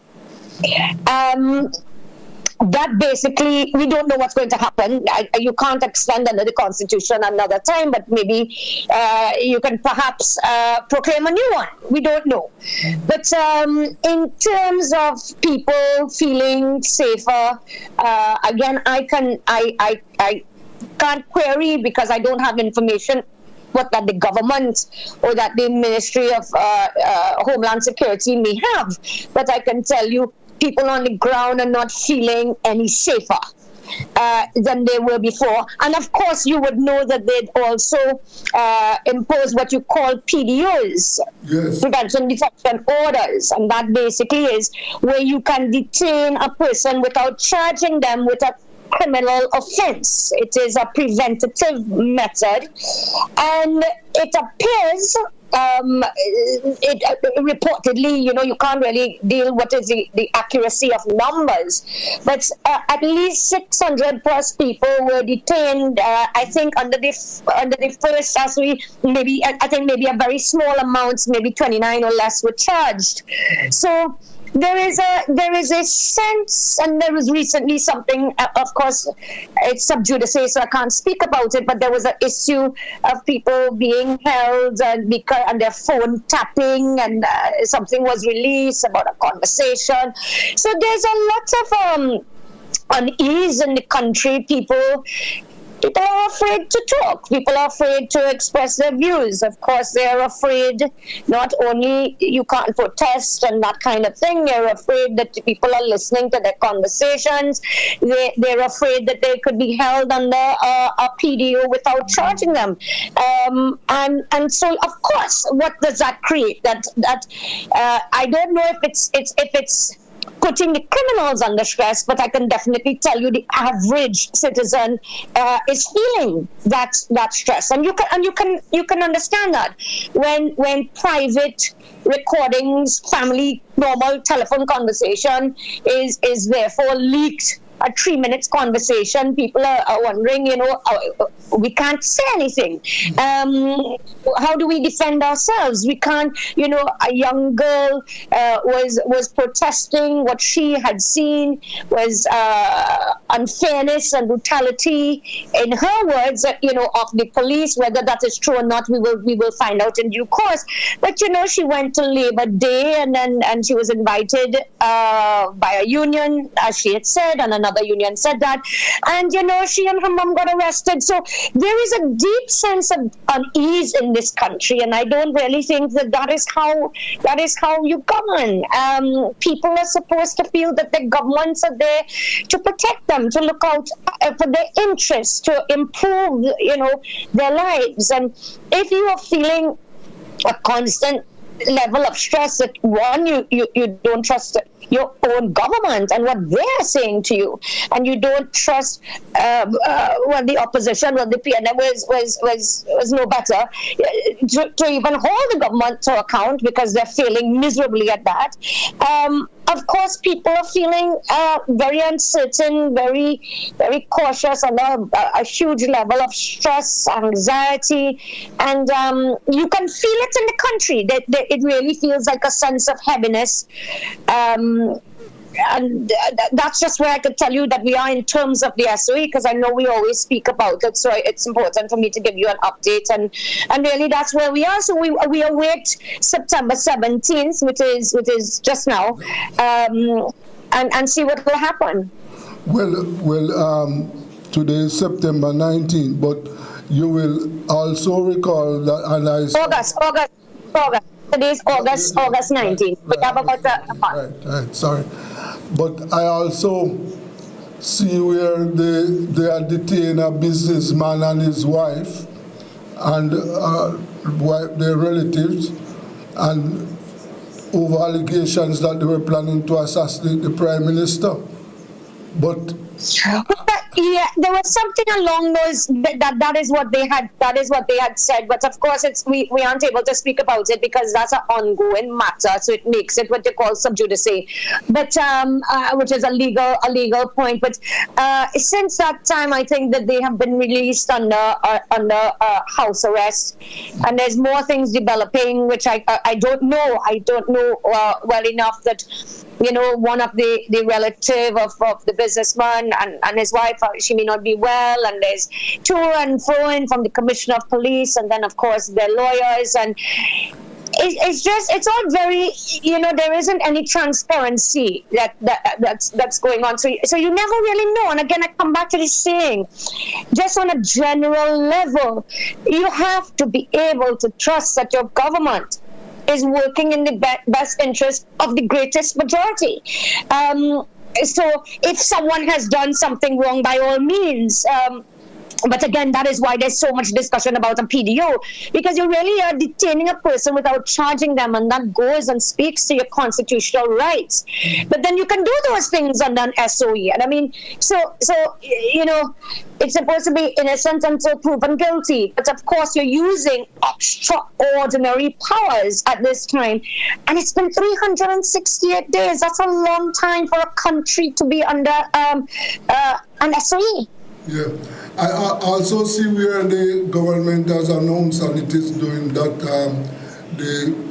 they are building out a number of police posts that right across the island. So I suspect that will replace the SOE. Well, that is what persons are thinking. You know, you're having these police posts. I think today the Homeland Security Minister gave a journalist a tour of it. Every time he speaks, it's quite amusing. But that's what they're saying. And, you know, I don't think if you're in opposition, you must oppose for opposing's sake. I think that is not anything that's in the interest of the country. I believe, as a responsible politician and political leader, that one must commend if something works.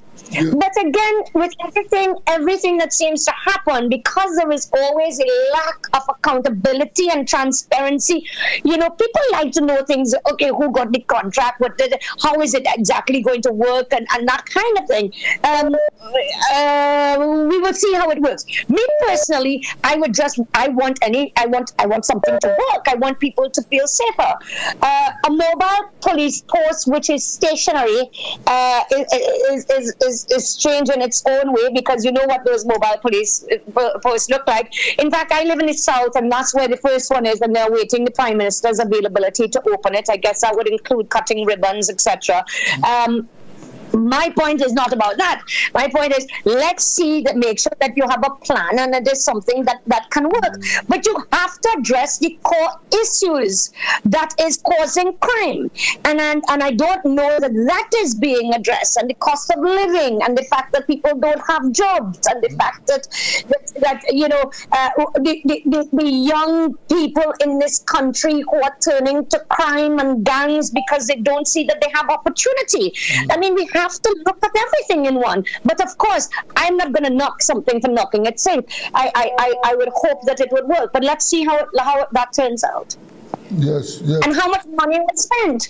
Because, of course, I think one of the things that people need and people will feel comfortable with is the body cams, the body cameras. We are hearing nothing about that. The police body cameras, which will not only protect the police, but will protect the people. You know, I don't know. Or is it just a quick and easy solution where, you know, something as simple as not wanting to say who the contractor is who got to build it. I mean, that shouldn't be something that's hidden because it's taxpayers' money. But everything is done so, you know, cloak and dagger and secrecy that it always, if you behave in that way, in a non-transparent way, it is always going to make people, you know, suspicious. So, but putting all of that aside, I would hope that it would work. Let's see. Yes. In the meantime, the other conditions in the work in Trinidad and Tobago, the cost of living keeps going up based on discussions that I have had with trade unions and workers. Of course. Some workers seems to be restive right now, Ms. Vandy. Of course, so that is another very, very, very live issue. Labor relations problems, which include, of course, wage negotiations, mainly based on the fact that the cost of living is going up and people can't live, they can't eat, they can't send the children to school, they have to pay rent, they have to have travel money or to travel, or they have to put gas in the car. So there are lots of issues going up. School is coming up, opening soon. And then we have, obviously, the issue with the Steelworkers Union. That plant, the ArcelorMittal plant, was shut down 10 years ago. We are now hearing that we have somebody called Pinnacle Steel who is coming in. But again, the government signs an MOU. Nobody has seen what the MOU is. And of course, the steelworkers, of which I agree with, is simply saying, can we have a seat at the table to know what's happening? They were simply frozen out. And why? And then when they make a statement, as the president of the Steelworkers Union had done, the Prime Minister's response is, well, all I don't want it. And you don't have to have a say why you didn't try and get investors for the last 10 years and all kinds of nonsense. Everything seems to be very combative, you know? Yes. And I just don't feel that is the kind of governance that our country needs at this stage. Yes. Let me just go back to a little there. The crime situation. Last year was a very bad year for crime in Trinidad. So far, the homicide rate is down. Are there signs that the SOE has really tackled the crime problem in the country? It comes back down, my brother, to this, that the statistics you will get is either from the police, and they say yes, in comparison to prior to the SOE, the crime statistics are down. But they're not saying what part of the SOE is actually helping this, if your SOE had helped it at all. I can only speak to the fact that there are people in this country, the majority of people, regardless of where you live geographically, that just don't feel safe. Crime continues, in my mind, unabated. They say if we didn't have the SOE, it would have been worse. All right. So you put the SOE and let us say that let us take their word and say that crime has now decreased. What then is your plan? You cannot live on a permanent SOE. So what have you done what is your crime plan for Trinidad and Tobago when the SOE is now lifted? And we have no crime plan. All we have heard is that some police posts that they intend to put up. and that will act somehow as a deterrent. They haven't told us how it would act as a deterrent. They didn't tell us why or how they chose the places that they chose to put it. I would love one day for you to call me where I could actually answer these questions, but we cannot answer the questions because the people of Trinidad and Tobago are continuously being held in the dark. Yes. You must have a crime plan. What about the economy? The crime and the economy is linked. If you can't afford to eat, send your children to school, pay your rent, pay your mortgage, pay your car loan. If you can't do that, how are people going to live? And then, of course, people will find themselves doing things that they may not have any intention to do. Some people, innocent people, are finding themselves going to loan sharks. All kinds of craziness is going. What is therefore your plan for the economy? Surely you cannot have a conversation about crime and leave out the economy and what your plan is for the economy. And then you say, well, okay, we're going to diversify and we have this steel plant. Nobody knows about the steel plant. We're hearing how much million and US is going to come in from that. Nobody knows anything about the company. You're not speaking to the workers. The workers are still again. Everything just is very haphazard, brother. I tell you, it just feels very haphazard. Like it almost feels as you wake up one morning and say, let me do this today. That ain't work. Let me do something else tomorrow. And that is not what governance says. Yes. The other thing that I observe that there continues to be some controversy over the government foreign policy plan. The government is close to the United States, and it would appear as if the government is working along with the U.S. policymakers. Coming back to the same thing about the economy and crime, let's stick in foreign policy then. What is the foreign policy? I don't know what the foreign... What is the foreign policy? Trinidad has always been a neutral country. Trinidad is willing to work with everyone. We believe, well, historically, and I can definitely say for the UNC when it was led by my father, we are about forming bonds and peace. And finding ways to work as opposed to creating divisions. So I'm not sure. All we see is a foreign affairs minister. One day you wake up and he says something about, we're voting this way with this one in the UN, or we're supporting this, we're supporting that. But to say that you can go to a plan, to a foreign policy, to say this is where we stand, I don't think anybody knows what it is. I mean, the treatment of CARICOM was horrific. Yes. The treatment of your brothers and sisters and your neighbors have to be, we may not always agree, but we have to come together. Small nations coming together, as one is much stronger than us doing it individually. But this is the level of governance which I don't think a lot of people who voted and those who probably did not vote had expected. Certainly. You being a lawyer, I cannot allow you to leave without asking you what is your take and what the controversy at the CCJ. Well, that is so interesting. I've been following it. It's a mess right now.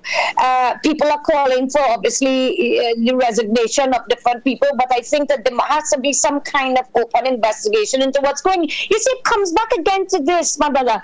If the people, because of the controversies, have now lost faith in the CCJ, how can it ever function effectively? That is the issue. That is a very big issue. So, what is happening there is not good for the court. That is supposed to be our final court in the Caribbean, and therefore exactly we have to do what is necessary to clear up the mess. You have to clear up the press, and they must be open and transparent, and who is doing the investigations and what exactly took place and how it happened. Because, again, like I say, it takes a very long time to build trust, and in a second it can be gone. And if you feel that you go to the CCJ and all this kind of thing going on here and going on, whether it be true or not, I mean, I hope that the truth will come out and those who must leave will leave.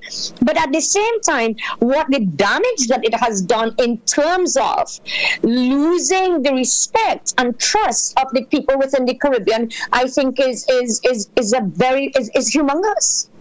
Yes, indeed. I only hope that, as I said, things will be done to restore trust. That is very, very crucial. Yes, very, very crucial. Of course. Yes.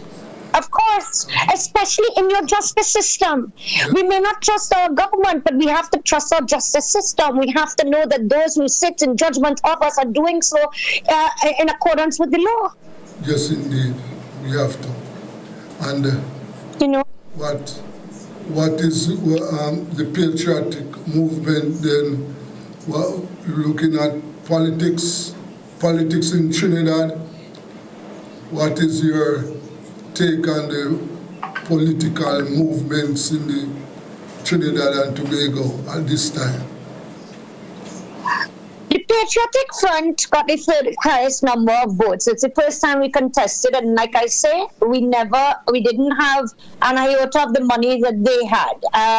We fought and we continue to fight for justice. We continue to speak out for accountability and transparency, giving people a voice, listening to people, and fighting the good fight, because we have to be brave. If you are not brave in this climate, much nonsense can take place, and I feel, and I speak for my party, the Patriotic Front, that there is a conscious movement to silence people through fear. And I am a Pandey, so you can't frighten me.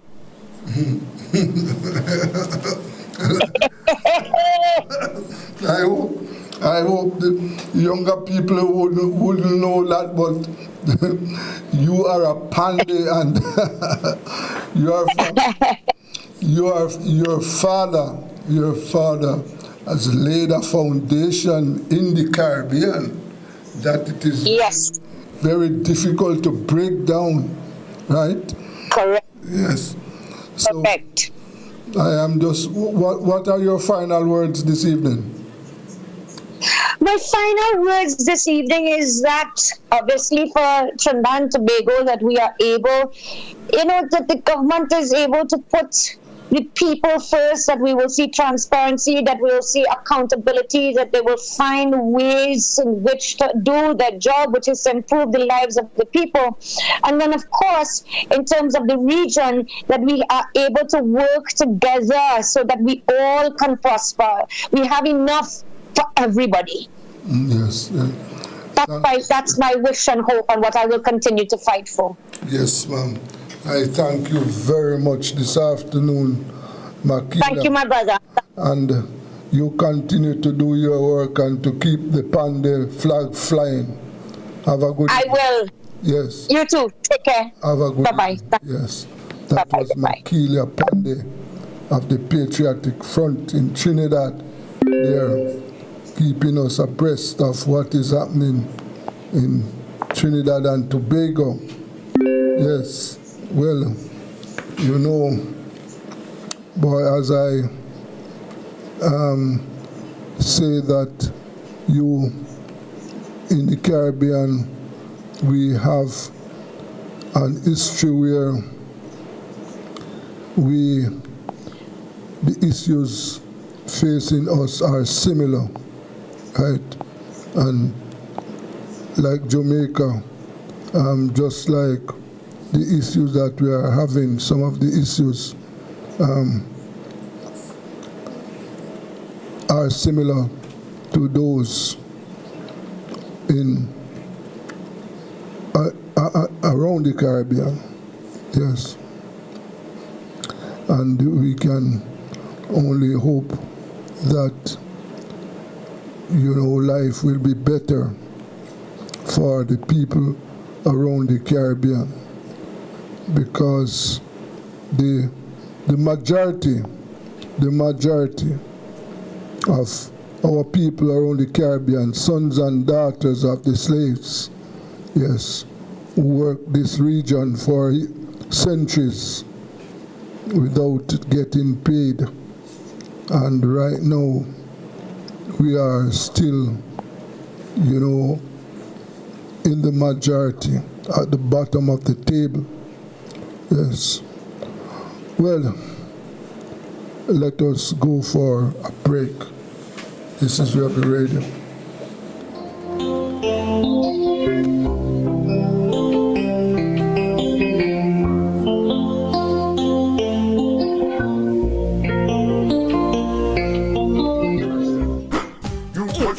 Everybody's sale at New Budget Supplies. Do-it-yourself professionals and contractors. This is the sale for you. Lumber, steel, dress and form line, water tanks, pumps, PVC pipes and fittings, toilets, bathtubs, vanities and basins, windows, paint, doors, floor and wall tiles, pin sets and grout. Up to 20% off selected items. 195 Hagelberg Road. Telephone 923-4560. New Budget Supplies. Always the best prices. Tools, hardware, and supplies is turning up the heat this summer with your super saving summer sale. Prices are slashed on everything you need to fix up your home. Beautiful tiles, sleek doors, top quality windows, modern sanitary ware, exclusive flooring, and more. At Tools, hardware, and supplies, we have you covered for the summer. So come visit us at 279 Spanish Town Road, 4 South Camp Road, 8 Red Hills Road, or online at toolsja.com. Tools! The Lion King of Hardware. Keep it cool, keep it cool. Hey, JPS, keep it cool. Know the time at but JPS got the tool. Feel like you. Hey, keep it cool, keep it cool. No ways to save option, they have to choose. Hey, I beg you looking at the app now. Set your budget, you have to stay on track. Watch your usage, don't pass that. Your next million view from me up, just stop. Hey, you want to save on your bill, go on the app. No, you're not fit giant line to stay home and chill. Just keep it cool. I'm gonna download my JPS app today and start saving. Big JPS, powering what matters.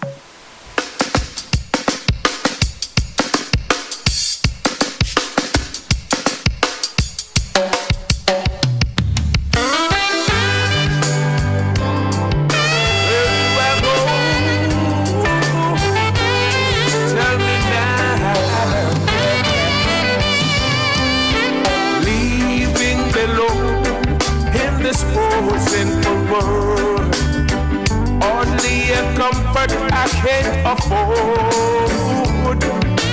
Striving alone to face temptation. So where do I go but to my Lord? Where do I go? Where do I go? Seeking a refuge for my soul.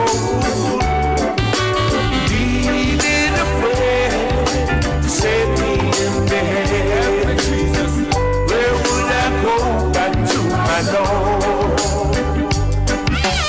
Life here is great with friends I love so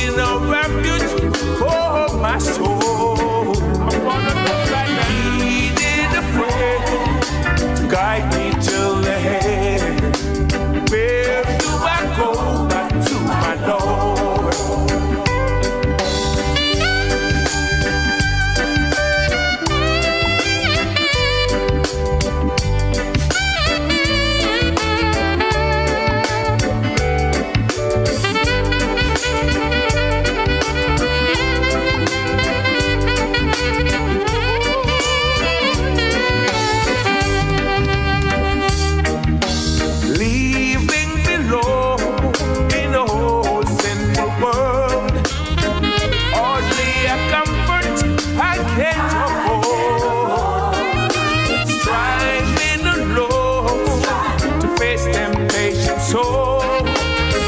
Where do I go but to my Lord? Where do I go? Where do I go? As if we're seeking a refuge for my soul. Needed a friend to save me in the end. Where do I go?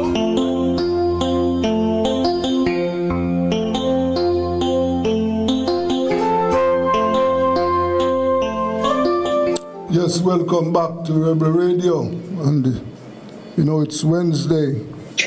At this time, we turn our attention to what is happening to agriculture in the Caribbean. How our farmers doing and what must be done to improve agriculture in the Caribbean. This is food security. Yes, on the program this evening, we have Mr. Buford Adams and Mr. John Walcott. We are waiting on others to join. Mr. John Collett is here with us too. Gentlemen, good afternoon. Good afternoon, good afternoon. Yes. Good afternoon once again, my brother. Yes, sir. Yes. Well, Mr. Collett, the last time your document, one of the last thing that we had agreed that we must circulate that document, that white paper there, somewhere to as many for colleagues across the Caribbean as possible. Yes, I don't know how many people have done so. Yes. I hope that, you know, this has been done, and when more people... Mr. Collett, are you aware of this document?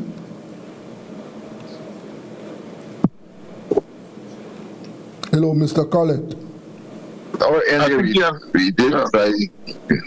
Yeah, go ahead. No, I'm asking if you're aware of this paper that I'm talking about. You're aware of this? Yes, I'm aware of the paper. Okay, Mr. Walcott, you're aware of it? Yes, I'm aware. Okay, yes. And as you know, we are trying to get this paper across Caribbean to as many of our farmers, because this is one of the paper that we have to use to guide our agriculture going forward. Yes. Anything new in Guyana so far? Well, yes, there are some rumblings around the place. An institution trying to help farmers to change their circumstances. We are hopeful, but we are not getting the cooperation and the drive from the government. And as being a Guyanese, I don't want to sound negative, but I think one of the biggest challenge the Caribbean food security is having is Guyana being the chairman, holding the chairmanship, because nothing is really happening, and I'm not too sure what direction we're going in. Okay. Yes. This organization, you said, is trying to assist farmers but not getting the cooperation from the government. What organization is? The organization is a new organization, international organization. They call themselves One Civic. That's the brand. I think you could get it. It's online. I probably might post it on the chat group so that you could go and check them out yourself. They're trying to get investors to invest in agriculture in Guyana. But I'm trying as much as possible to not allow it to be Guyana, because the problem that we are having in Guyana is no different from the problems we are having in the Caribbean. Right. And so I will try to push them to make this thing a Caribbean something and not just Guyana. But it's just now at what I would say ignition stage. So we have to hold a couple, maybe a week or two more, to see how we go, how we gonna materialize. Good. I get you, sir. I get you. I hope that you can do what you will be doing is successful, so that we can get it across to other Caribbean countries. Yes. Anything new, Mr. Collett? You have anything new you want to share with us? No, well, I was just listening to our president yesterday. Yes. The people are crying out about the cost of living, and he's now proposing more farmers market and whatever, But it's a catch-22 situation. Yes. Population has grown significantly, almost like 20% in the past couple of years, and that is not thing growth. They're mostly migrants, right?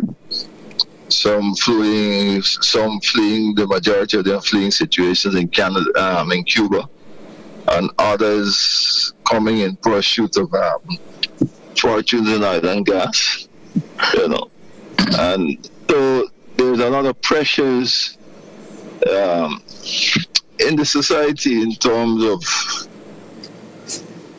not only jobs but providing. So the resources is the same among the farmers, and the food supply among the, so the demand is there, but the market isn't there. The production isn't there, and so you have prices have gone up exponentially, and everything is a reaction. Yeah. We have the arable land, we have everything, but you just need to put things in policies in place and to be proactive instead of reactive, and that's the problem. Yes. That's the problem we'll be having. As a boy, I could have walked into the Ministry of Agriculture, a young man, or go to an extension service center, and now those things cease to exist. They're centralized around certain areas, concentrated. So I'm hoping. So now the solution now will be we're going to bring more farmers market. Where is it produced? Oh, I see. Where is the produce going to come from? So we need to look at agriculture not as an afterthought, Yes, we have the chairmanship, but the president himself is a big farmer now, high-tech farm. He has the most high-tech farm, but he wasn't sharing that with the ordinary people, so, and his produce, we're not hearing that he's bringing the produce from his farm to the farmer's market. He's exporting his. We have never seen it. We have never seen it in any of the supermarkets. He have guaranteed markets for his produce. Right? He's exporting his produce. So exporting locally. Okay. Exporting to the people that can buy. Okay. And he's producing stuff. His market is ExxonMobil and their suppliers. Hotel chains. Yeah, and the hotel chains. So Okay. I see. Mr. Walcott, have you seen or heard anything you want to share with us? No, I have nothing to share this time. Yes. Well, it is. Yes, man. Yes, sir. I was privileged to listen to some of your program during the week, with some of the attendants, mostly in the area of ruminants, small ruminants production, the reduction in production, and the struggle of getting feed because the feed has to come from outside of CARICOM and expensive, and the ruminants are not growing as fast as enough to supply the local market and the tourism market. And there again, it's a clear indication that the problem that we're having in the Caribbean, in this food security chain, it all goes back to the same thing that the white paper is talking about. Soil nutrient deficiency. Every single thing that we consume depends on the nutrients in the soil. The grass for the cows, the grass for the small ruminants, the feed for the chicken. Now, we are not supposed to import feed at this point in time of our existence from outside of the Caribbean. Guyana has a lot of land. All we need to do is to revisit the way we do in agriculture. The way we are planting rice, the way we are planting sugarcane. If you can't get sugarcane, plant something else. Don't go and plant onion in the savannas that you have to find some nutrients that you don't know about. You know, Suriname is another country that could produce a lot of feed. So only 1.5% of Suriname is in agriculture. 1.5% of the land is in agriculture in Suriname. Can you imagine that? Yes. On the coastal plain, they have 1.5 million hectares more that they go plant. They have 400,000 hectares in the interior. Good for agriculture. Nobody is putting their energy to expand those land to bring them in production. Soya bean and corn are two of the key elements for animal feed. The land is there. All we need is the vision. That's all we need, the vision. Yes, sir. And if we don't start thinking fast and start putting mechanism in place to ensure that we could feed ourselves, we're going to run into serious problem coming down the road, because population around the world are increasing. The demand is getting higher, and the food would only go to the people in the upper bracket. Just as how it works in the jungle, the lion is in top tier. Well, that's what's going to happen to us. We are at the bottom of the ladder, and we have to try to find our way somewhere at the middle or at the top. We have the ability. All we need is good policies. That is the problem. Yes, sir. We have some very, very bad policies in the Caribbean. That is an issue that we have to deal with right across the region. And as you can see, as you heard there, that the small ruminants. Let me ask you, what is the state of small ruminants in Guyana? Is that an industry that is growing?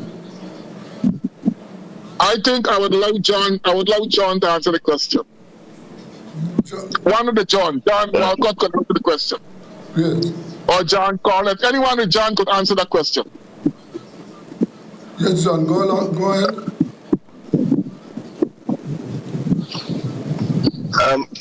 From where I sit, it's not. You know, the government made interventions recently to bring in black belly sheep to augment and improve the breeding. But from what we're seeing, you know, you heard about these interventions, you know. But in terms of the implementation, you have me seeing it. You know, I don't know. I have a lot of relatives who are involved in, you know, cattle rearing and small ruminants, but not one of them receive a black belly sheep. Yes. You know, not one of them. Whoa. Yeah. So you would say that? I mean, you would say that it has tremendous potential. You know, I know for a fact it has tremendous potential, but you know, they growing up in the countryside, I know people. Almost every other person's used you know, used to. We call it.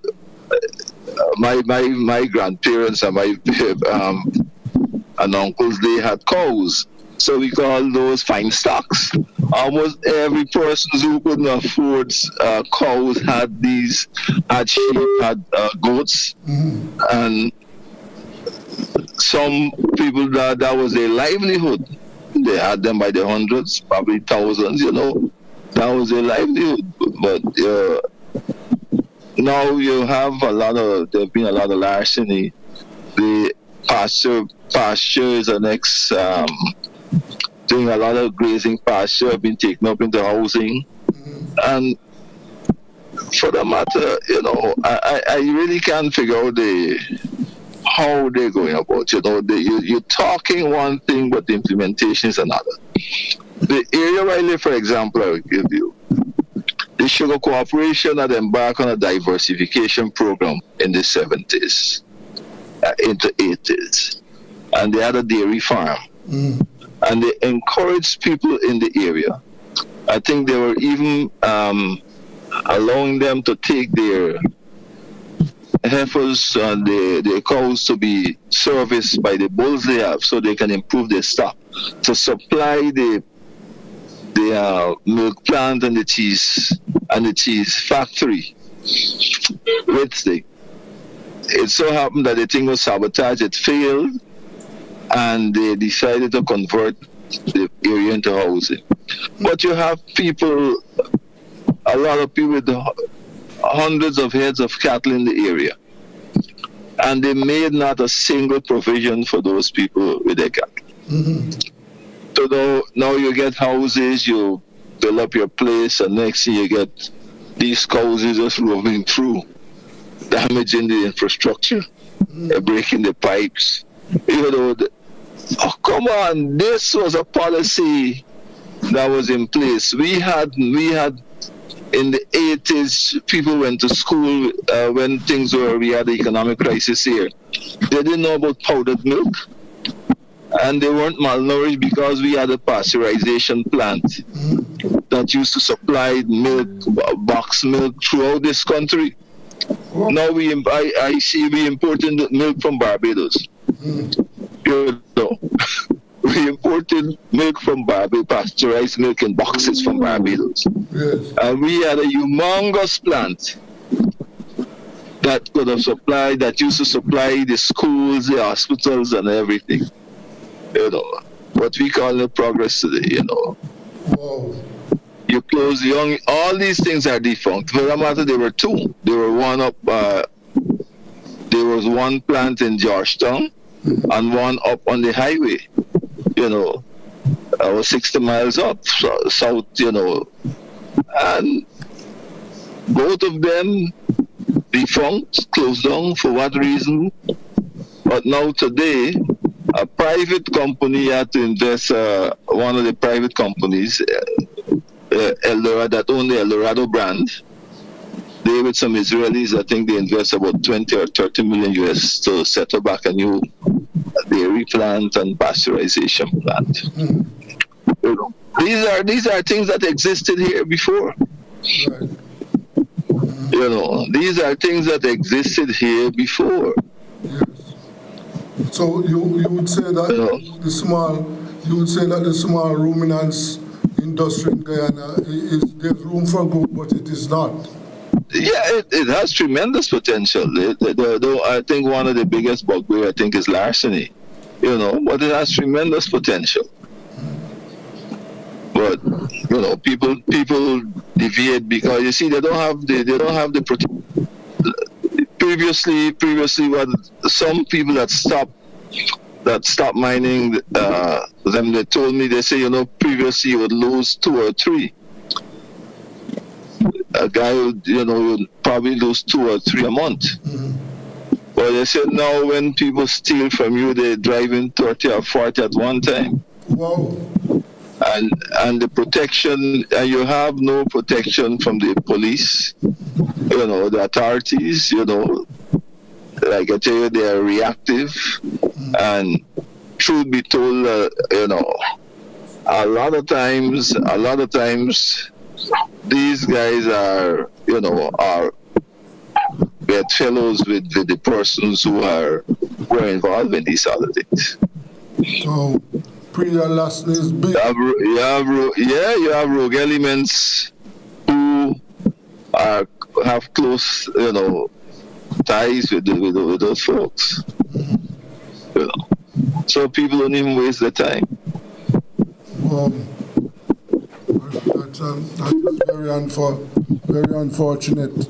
There we can that things will be done to address that. Yes, and the small farmers, as you across the Caribbean, the small farmers, it's paying the price for this neglect. And I know that is the situation in Guyana also. Yes. Yes, the problem is Caribbean wide. So for some reason, I don't know if when the Europeans were leaving, if they leave with all the minds, because apparently we can't think for ourselves. Or at least our politicians can't think for ourselves because we are smart people. Now I heard something this week that really bothers me. I was told by one of these international individuals who happens to be from Saudi Arabia. He said that the president of Guyana went to Saudi Arabia 2 years ago and they gave him $2.5 billion US. What happened? We are not seeing nothing. We're not seeing anything. And so I have to tell him that yes, you could see if you go on the highway, you will find that there is a farm there which is very, very sophisticated. But the ordinary farmer, there is nothing to show. The ordinary farmer has nothing to show that they have moved in any direction other than downwards for the past 2 years. So that is why it's so critical, and I'm worried that here is it, the international organization, the African Development Bank and Saudi government wants to inject finances into the Caribbean food security structure. The problem is, where would this money go? Which one of the politicians would put their hands on this money? And are we going to make any, would there be any difference from where we are right now? Would there be any movement? I hardly believe so. Yeah. But tell me something, gentlemen. Let me just go back a little. I have been reading about this farm in Guyana, the president's farm, right? That's a massive investments with cows and sheep and chickens and everything. Yes. Everything. Yes. So tell me something. The products from that farm, most of those products are exported to Brazil, or they are sold locally? They are not exported to Brazil for one. They would not be exported to Brazil because we are importing cows from Brazil. I'm not too sure if we're importing sheep as well. I know we're importing a lot of agriculture products from Brazil. Right down to paddy, we're importing from Brazil. But these output from the farm, I believe, are going on to these sophisticated buyers, like Exxon Kitchen, and all the like Marriott, Princess Hotel, and so forth. So they probably have the connection, the contract to supply all the requirements to these hotels. These are high-end places. That's my opinion. Oh, I see. So ordinary Guyana farmers, like farmers who farm chicken and all those other products. Let's go. They can't get in there. This is a circle, you know. Desmond, it's a circle. It is a circle. when you're in this circle, everything is good. Once you're outside of that circle, nothing can happen for you. Nothing works for you once you're outside of the circle. Yes. I see. It's a very that is sad. Yeah. It's a very sophisticated farm, though. I can see that. Those lands, the lands on which that farm is, that is state land? Yes, it's state land. It only lease the land. Yeah. No, that's... I see. So, in the meantime... Gentlemen. Yes. Gentlemen, good evening. Good evening. I just tune in because I want to say a pleasant good evening to each and everyone. I've been a bit tied up with a lot of fights in Trinidad right now.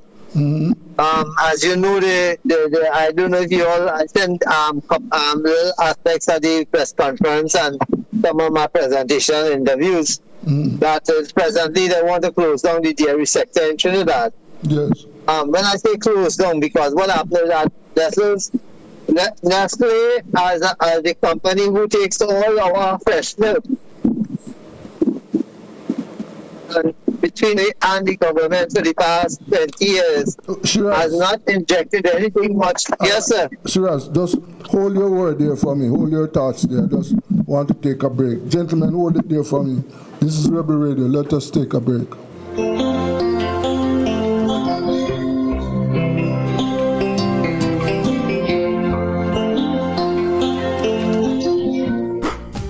It's the Everybody Sale. New budget supplies. Do-it-yourself professionals and contractors. This is the sale for you. Lumber, steel, dress and form line, water tanks, pumps, PVC pipes and fittings, toilets, bathtubs, vanities and basins, windows, paint, doors, floor and wall tiles, insect and grout. Up to 20% off selected items. 195 Hagleyburg Road. Telephone 923-4560. New budget supplies. Always the best prices. Tools, hardware, and supplies is loading up the heat this summer with your super saving summer sale. Prices are slashed on everything you need to fix up your home. Beautiful tiles, sleek doors, top quality windows, modern sanitary ware, exclusive flooring, and more. At Tools, hardware, and supplies, we have you covered for the summer. So come visit us at 279 Spanish Town Road, 4 South Camp Road, 8 Red Hills Road, or online at toolsja.com. Tools! The Lion King of Hard Hills. Keep it cool, keep it cool. Hey, JPS, keep it cool. Know the time at but JPS got the tool. Feel like you. Hey, keep it cool, keep it cool. No phrase for save option, they have to choose. Hey, I beg you looking at the app now. Set your budget, you have to stay on track. Watch your usage, don't pass that. Your next bill of view from me up, just stop. Hey, you want to save on your bill, go on the app. No, you're not fit giant line, just stay home and chill. Just keep it cool. I'm gonna download my JPS app today and start saving. Big JPS, pouring what matters.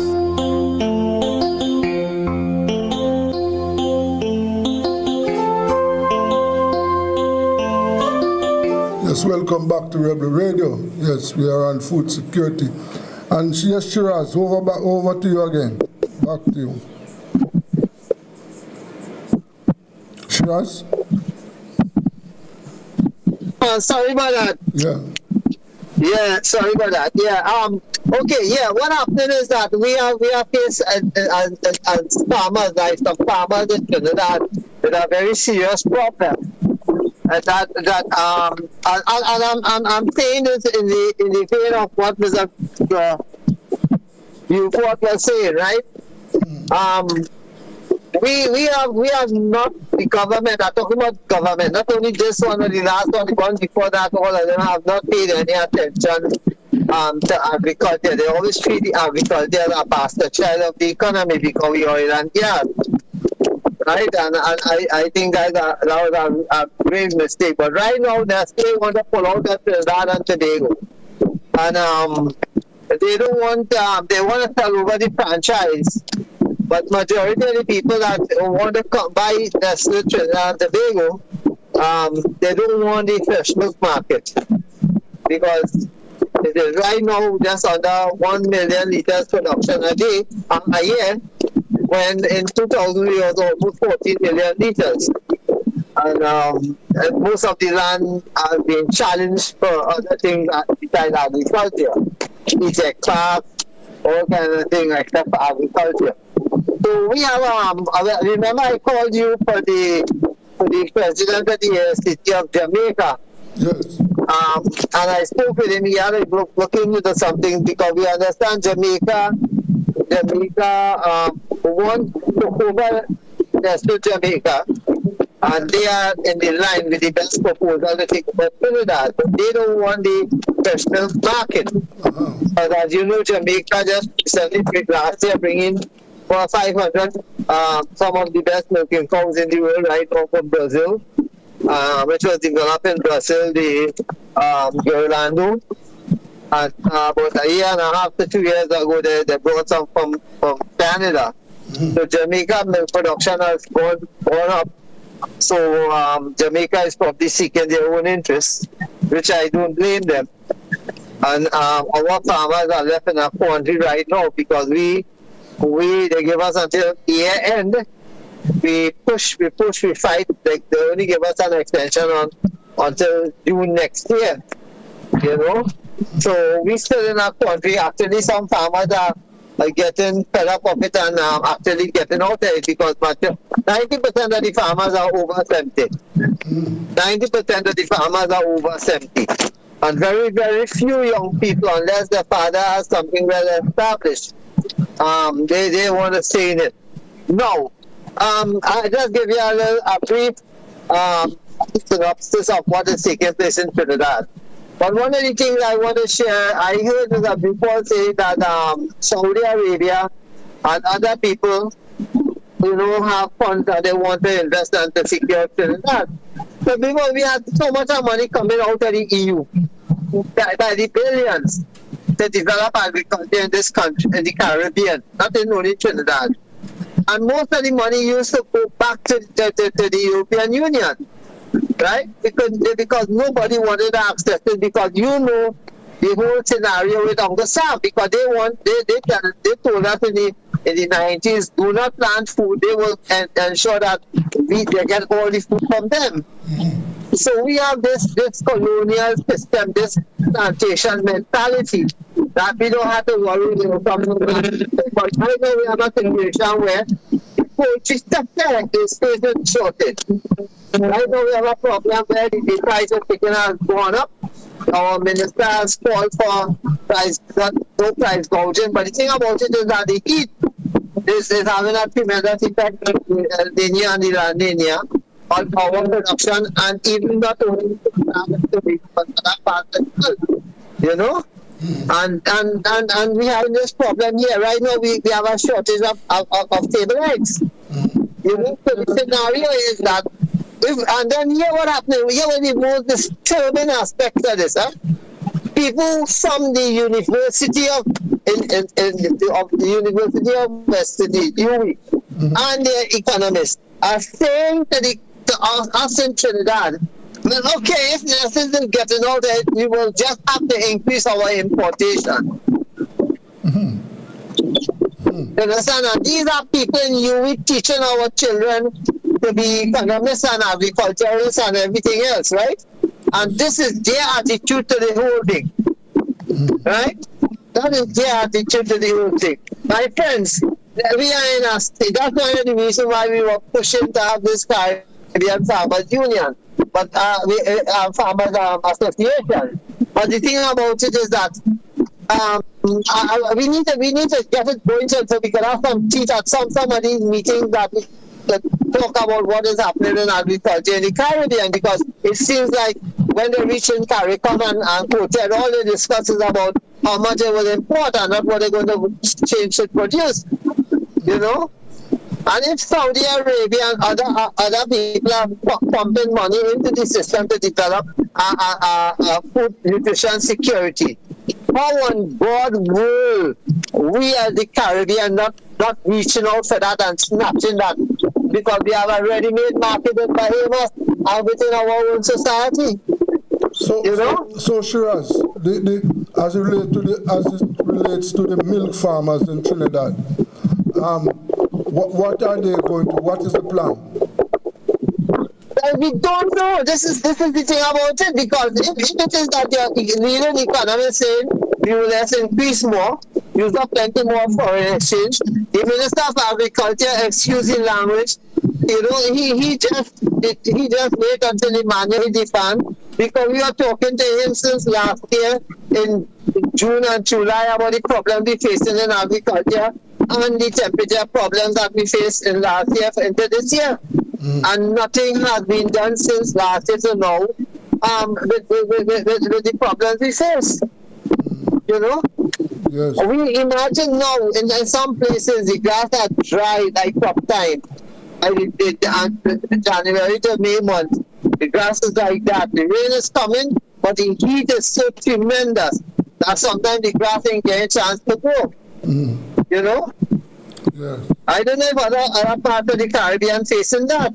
But I mean, just say the only way we could know is if we talk about it at this point in time. I agree that we have to look at certain markets and certain systems to develop our own food security and then kind of thing. But is the government's policy, is on that or the finances to be the importers, or their friends to be the importers, or what's really going on? Who really taking this thing, and who is going to talk to CARICOM leaders about what is taking place? They know, but they don't care because they have nothing to worry about, because being the Caribbean like to take things as it comes. Yes. I had a long fight for the past 3 weeks, so my farm has lost attention. I am outside there fighting to even to get audience with the authorities, but because of our present situation, we just don't know where to go. We don't know, because we have a situation where our farmers, and let me tell you something, right? Trinidad has not won a medal in the last Olympics. I ain't talking about a medal, not even a bronze medal. And we have I sent it to you all on the chat. We have 512,000 people with one of the best ratings per capita in the world, in the top 15. And yet we can have 512,000 people under the poverty line in this country. And hence the reason why we will continue to have poor athletes, poor everything. If some of those guys wasn't training on the outside, eating and being fed and being trained properly, we'd never have a good cricketer or a footballer or even a sportsman. And that, I don't know how people can't wake up to the reality of all of this. You understand? Yes. I don't know. I really don't know. I don't know how it is that we could do that. There was also a problem. Well, I don't know if it's a problem, an issue with the chicken farmers. What is the state of that now? Well, we actually, the problem we have is that the eggs, what we bring in most cases is eggs, and the hatchability is almost about 20% lost, right? And then what happened is that we had an increase of almost 25 to 30% in chemicals and vaccines and all of that because of the forex problem. And we also have in that because of the heat, we cannot put. We have to reduce the quantity of chicks in the pen because we don't want to have too much crowding. So our volume in the pens, because of the heat, unless you have sprinklers and misters and so on, which is an additional cost. Even that the government not even talking about assisting the farmers with those things. You understand? Because the contractor would not pay for that. The contractors would not pay for it. Yes, I understand. You understand? So we're in a very technical situation in Trinidad. And when at meetings I talking about Mr. Buford talking about how he need goods in Bahamas. Right? He need things in Bahamas. But nobody seems to even want to take that on because of the problems we face here from time to time with the state enterprise and all of that. Yes. Understand that. We'll understand. as it relates to the drought, we are also having, the drought is a Caribbean thing because we are also having drought in Jamaica. Right now as we speak, there's water restriction. The farmers are losing crops. The same, yes, the same problems that you are facing, our farmers are facing them also. Yes. Well, unless we don't talk, we won't know what we are facing. Unless we don't say what problems we have, because I mean, they say, and you know, the funny thing is, I don't know in Jamaica, has the government talked about any assisting the farmers to mitigate the situation? Yeah, the government has indicated some assistance, but it is not reaching all the farmers. Well, thank God it's still reaching some farmers. Ours have not talked about anything. They're looking to do is attack Shiraz for being so bold-faced and blunt with what's problems and then kind of thing. Because what happening is that, my friends, if we don't secure what we have now, with the weather not going to, the weather pattern not going to change, it's not going to fix by itself. And it seems like some of the larger countries don't care about fixing it. Because they want to grow a chicken in a lab, they want to make milk in a lab, they want to produce honey in a lab. They're now producing plants with light photosynthesis and all of that. And we the Caribbean people not accustomed with that kind of unhealthy eating practices. We like our blue food, our raw vegetables, this, that, and the other. So I wonder where we're going. I hope that I don't have to live in a time where I have to eat a lab-made, drink honey from a lab, or even eat a chicken from a lab. Yes. You understand? Boy. And we gotta be serious, you know. We farmers, the farmers, Caribbean farmers, need to put our act together very quickly and lead a fight. I'm not talking about protesting or placarding or anything like that, but a very orchestrated front where we can demand that some of these governments and them do something that will benefit the Caribbean, the people in the Caribbean. And let me tell you something, right? No Caribbean island should be producing everything to feed themselves. We're supposed to be sitting on Coted or CARICOM and said, look, Jamaica, you are very good in blue food and this, that, and the other. You should do that. Guyana rice, Belize rice, that's for the whole Caribbean. Trinidad should be producing no rice if we do the technology or the right land space. Okay, but you know we could produce better melangin, better eggplant or melangin or whatever name you want to call it. We say bygone in Trinidad, right? And tomato and this and that. That's what we need to sit down and be talking. That is what we need to do and sit down and talk. So we structure how we could go about producing that will benefit the people in the Caribbean. You know, we keep pussyfooting with the whole thing about agriculture, and for years we have been pussyfooting with it. And if it is that we don't get serious with it, then we will continue to be treated as the bastard child of the economy. Definitely. You know? You are saying the same things that Mr. Adams is saying, right? And the rest of us on this show. Yes. But you know, since my first interview with you way back in 2024, I have been calling for me to wake up and deal with these situations. You know? Because unless like the farmers or the people who need to feed people, we not only want to feed people, we want to be able to live comfortable too. Because I don't want to be plant and feed the country and I can't buy food for my own self. Yes. You understand? That is really a problem. Anyway, I took up a lot of the meetings, so I could listen now, and if anybody have any questions about what things happening, I have no problem. But I could listen now because I took up a lot of time from the lesson and coming in late also. Yes. But just before, I think we had to pursue. I think we had to pursue this thing about it. So I am Muslim. I could go and talk. I could talk some Arabic and put on my Muslim garb and represent the Caribbean to see if we could get some funds to do agriculture. You know, if the government wanted, we have some farmers. We could get some farmers, Caribbean farmers, to organize themselves very quickly and apply for the grants. You know. We need to do that. We, the Caribbean farmers, should be able to say, look, we are a registered organization and we have farmers X, Y, or Z, and if you have $20 million to give me, let us take it and develop our agriculture. Hopefully we don't have no smart man like other people, like some of them politicians. You understand? Them thief on them, you know? Once we keep the politician out of the game, we're sure to make some money and feed the nation. Yes, Mr. Adams.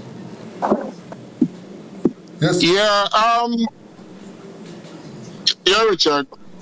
No, you were making a point. What I want to say is, you know, the forest happens to be the lungs of the earth, right? Mm-hmm. I like to talk about solutions.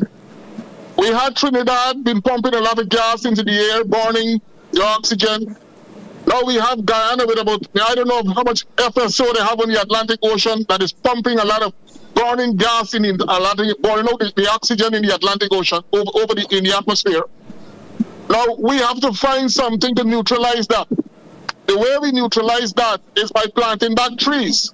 But we have to fix the soil first. We plant trees that could give us food, not Sankoka trees and them trees. We plant trees that will give us food because all those trees are important for filtering the ecosystem. Yeah. Like a lot of mango trees, a lot of trees, breadfruit trees. Our green food, man, our blue food. You understand? Millions of those trees. We have to find a mechanism to neutralize what is happening now. And you can recognize that the heat is going to reduce. The heat is actually coming from us, what we are doing. Yes, I quite agree with you. Because the Caribbean has not taken up the issue of a green society. We're talking about it in budgets and CARICOM, but we're not putting it into practice. That's true. Yes. That's true. Well, we have to see what must be done to improve agriculture. Well, as you heard there, the milk farmers in Trinidad are having an issue because, as Siraj told us, Nestles has indicated, Nestles is leaving and they have indicated to the farmers that they are not taking their milk, right? And the new company, Shiraz, the company that is going to take over Nestle's, what company? Well, we are not confirmed yet. One of the people who have one of the strongest plans is Bridal from Jamaica. Mm-hmm. And one from Ecuador, but they don't want. I mean, they say probably the people in Jamaica have a little more foresight than some people because they brought in 500 cows already producing 24 million liters of milk, and now they're going to have about 48 million liters of milk because they brought in some in 2024 and then last year. 500 cows is plenty cows, you know, especially high quality milk, right? And that says a lot about Jamaica potential of production, you know. But they have indicated to you that they don't want Trinidad milk to. No, they didn't openly say that. But if you know, the problem is that having Trinidad milk it takes a lot of infrastructure that Nestle was working with, which means trucks to collect milk. And them kind of things throughout the country and all of that. So they're not interested in too much of that. You know? I see. Because Nestle as the evil as they are, in 2006, Nestle closed down how much? 15 mill depots in Trinidad, you know? Mm-hmm. Then we had 15 mill depots. And throwing farmers out into the bush without having a place to sell their milk. So those were people that, you know, just get out of the business. You know, so all something, yeah? Our government has been one of the worst destroyer. The Ministry of Agriculture, I just call them the Ministry of Destruction of Agriculture. And they have done their utmost to destroy the agriculture sector. Utmost. Yeah. Yes. You know? I see. And boy, I see that is a problem for the milk farmers, because what you are telling them now is that they must get out of the production, the business of producing milk. Yes. Yeah. But okay, the farmers getting out of the business. What about their children throughout the country for nutrition security? That's what I'm saying. That's a problem. That's a problem. There's something ought to be done in order to preserve that. And I hope the Minister of Agriculture will see the necessity for doing that. Can't allow the milk industry. You are talking about allowing the milk industry in Trinidad to just die. That is unacceptable. Yes. Well, we Trinidad and Tobago, the both governments that we have been very, very fortunate in closing down things that were good in the country, you know, from the steel mill to carrying limited to Petrotrin, you know. All you know, we do things for the benefit of the financiers, not for the benefit of the poor people in the country, you know. They always do that. And I think because I call a spade is sometimes when I get into problems, you know. Yes. Yeah. Because I don't know how to tell you a spade is something else, and I don't know how to say that. Yeah. That's not my style. Yeah. Well, gentlemen, we don't know. Yeah. But we have to do what we can. The formalization of the farmers' organization this next week. Next week we it's key. It's key. It's key. Next week we will tell you about that, right? Yeah. We have reached a far way, so we can now tell you what will be done next week. Well, Desmond, is it how far have we reached with the committee with the Constitution? Yes, that is what I'm saying. Is that we have covered most of the areas with the Constitution. Now we are ready. We are ready to put it to the group to formalize the Constitution. So next week we will be in a position. We will advance that argument, and then we can take it forward. Okay. Yeah. Okay, sounds like a good plan. Yes. Long overdue, but still better late than never. Yes, of course. Well, well, gentlemen, we do have to. We are going to leave it there for today, and you keep on doing what you're doing and stay well until next week, when we will continue on Caribbean Farmers. Have a good evening, gentlemen. Blessed day. Thank you.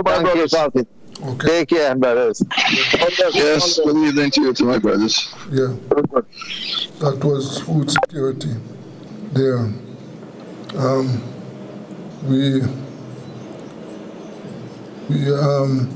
As you see that we will have to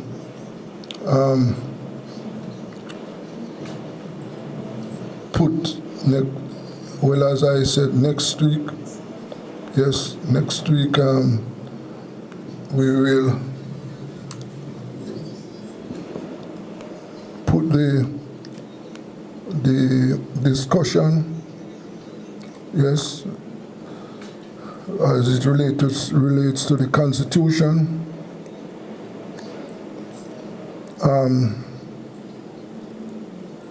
We are going to set up I'm going to have a meeting with Maureen this week or next week before Wednesday, so that I'll be in a position, I will be in a position to discuss or to formalize our Constitution for the farmers, Caribbean Farmers Organization next week. Yes, because as you hear, we have a lot of issues, yes, affecting our farmers around the Caribbean. Yes, right there, as you see in Trinidad, the egg farmers are, the milk farmers are having a problem. And yes, we will have to find a way to see how we can assist in addressing that problem. What they face now is the possibility of closing down the milk industry in Trinidad. We have to try and prevent that. All right, okay. That was food security for this week. Until next week, this is Rebel Radio. Let us take a break.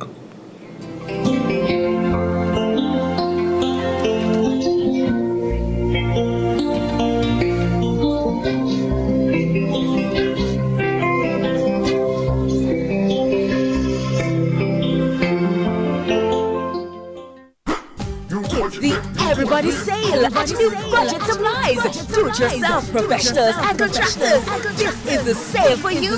Lumber, steel, dress and form line, water tanks, pumps, PVC pipes and fittings, toilets, bathtubs, vanities and basins, windows, paint, doors, floor and wall tiles, inset and grout. Up to 20% off selected items. 195 Haverford Road. Telephone 923-4560. New budget supplies. Always the best prices.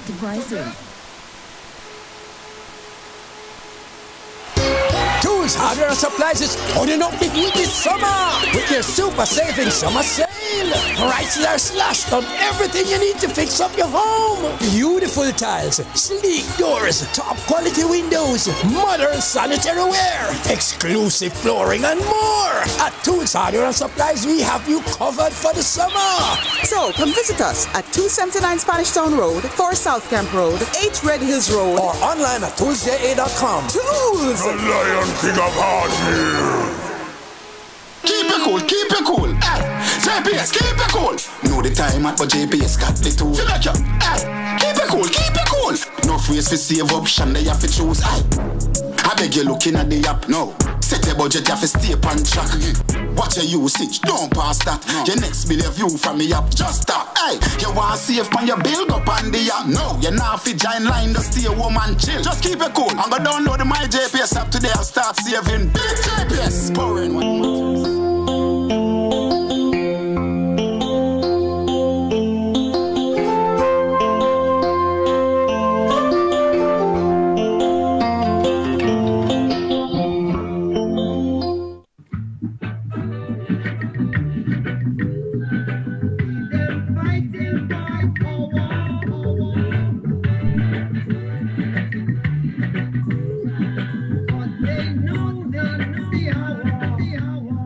Imagine a world where information is power. Where news meets insight. This is Eyes on the World. Your personal lens. We are watching with you. Stay informed. Stay curious. Get the world's stories reported to you. Eyes on the world. Your world, your perspective.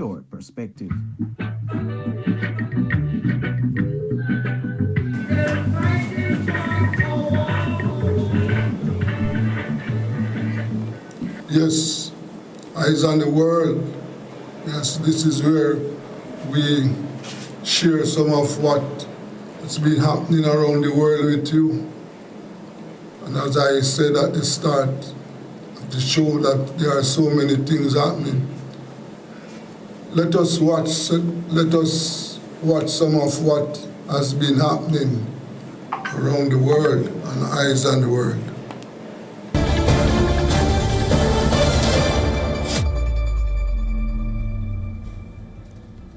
All right, let's get to the big breaking news that's coming in at the moment. The United Arab Emirates has issued an alert for potential missile threats. The first such warning in the past several months. The alert says, and I quote, due to the current situation, potential missile threats immediately seek a safe place in the closest secure building.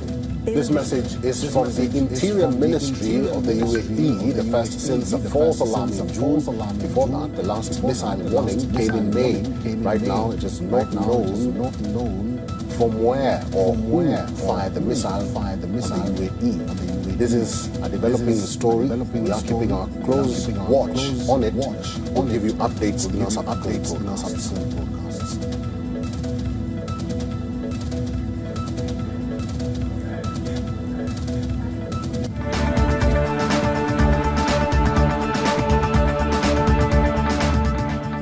To the Middle East, where tensions remain high as the United States' 60-day ceasefire agreement with Iran set to expire today. Chief Foreign Correspondent Trey Yeeks just spoke with President Trump and joins us now from Tel Aviv. Trey. Yeah, hey guys, good morning. I just got off the phone with President Trump, who discussed the situation with Iran as the 60-day memorandum of understanding expires. The president told Fox News Iran should raise the white flag of surrender. He went on to say, I have no time schedule. I'm not in a hurry. The president indicating that the U.S. naval blockade is continuing to put new economic pressure on the Iranian regime, despite what the Iranians have said publicly. He said they're good poker players, but they're dying, and that the midterms in the United States have nothing to do with the president's thinking. Now, I asked the president about these parallel talks that are taking place between Iran and Oman about control of the Strait of Hormuz. And the president told Fox News, if Oman gets in the way, we'll bob the S out of them.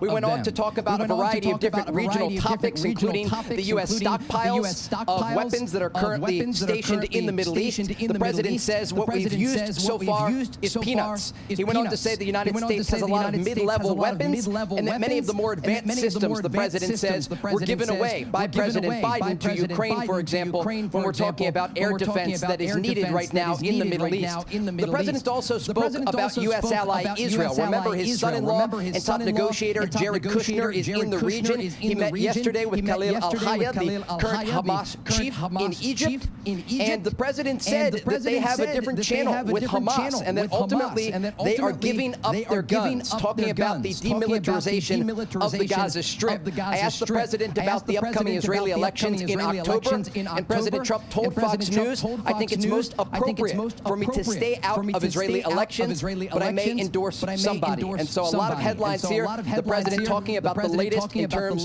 of the Strait of Hormuz and the Iranian regime that at this moment appears unwilling to reach a diplomatic solution with the United States.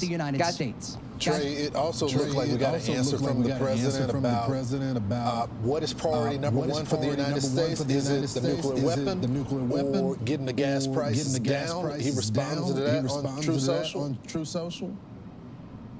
Yeah, the president posted on True Social, and he was very clear that ensuring that Iran never has a nuclear weapon is the number one priority for the United States. I asked the president about the communication with the Iranians, and interestingly, President Trump confirmed to Fox News that there is a back channel with the IRGC. These are the hardline officials inside of Iran, and that the United States and officials in Washington are speaking directly with IRGC officials in Iran. This is another indication that the Trump administration is not just dealing with the political echelon in Tehran, but also some of these hardliners that have launched attacks against U.S. forces and, of course, in the Strait of Hormuz. But the critical headline here is the president's patience as it relates to dealing with the Iranians. He said there is no timeline, and so the 60-day window that is expiring today is largely irrelevant in terms of the president's thinking as it relates to Iran. And again, he indicated the United States has a lot of mid-level weapons to use if they're needed in the future. But he calls on the Iranians to raise the white flag of surrender. And again, as this moves forward here, there are these parallel talks taking place between Iran and Oman.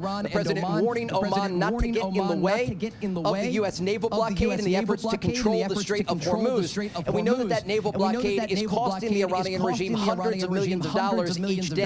And this economic pressure, coupled with the sanctions that are expected to be announced this week by the U.S. Treasury, it's adding more domestic pressure on the regime and those officials in Tehran to change their behavior, possibly come back to the negotiating table, as a lot of rhetoric is still floating around the Middle East. One thing I have not heard, Trey, is about the Red Sea and the Houthi rebels. I know them and Saudi Arabia are exchanging attacks, but is the Red Sea considered open?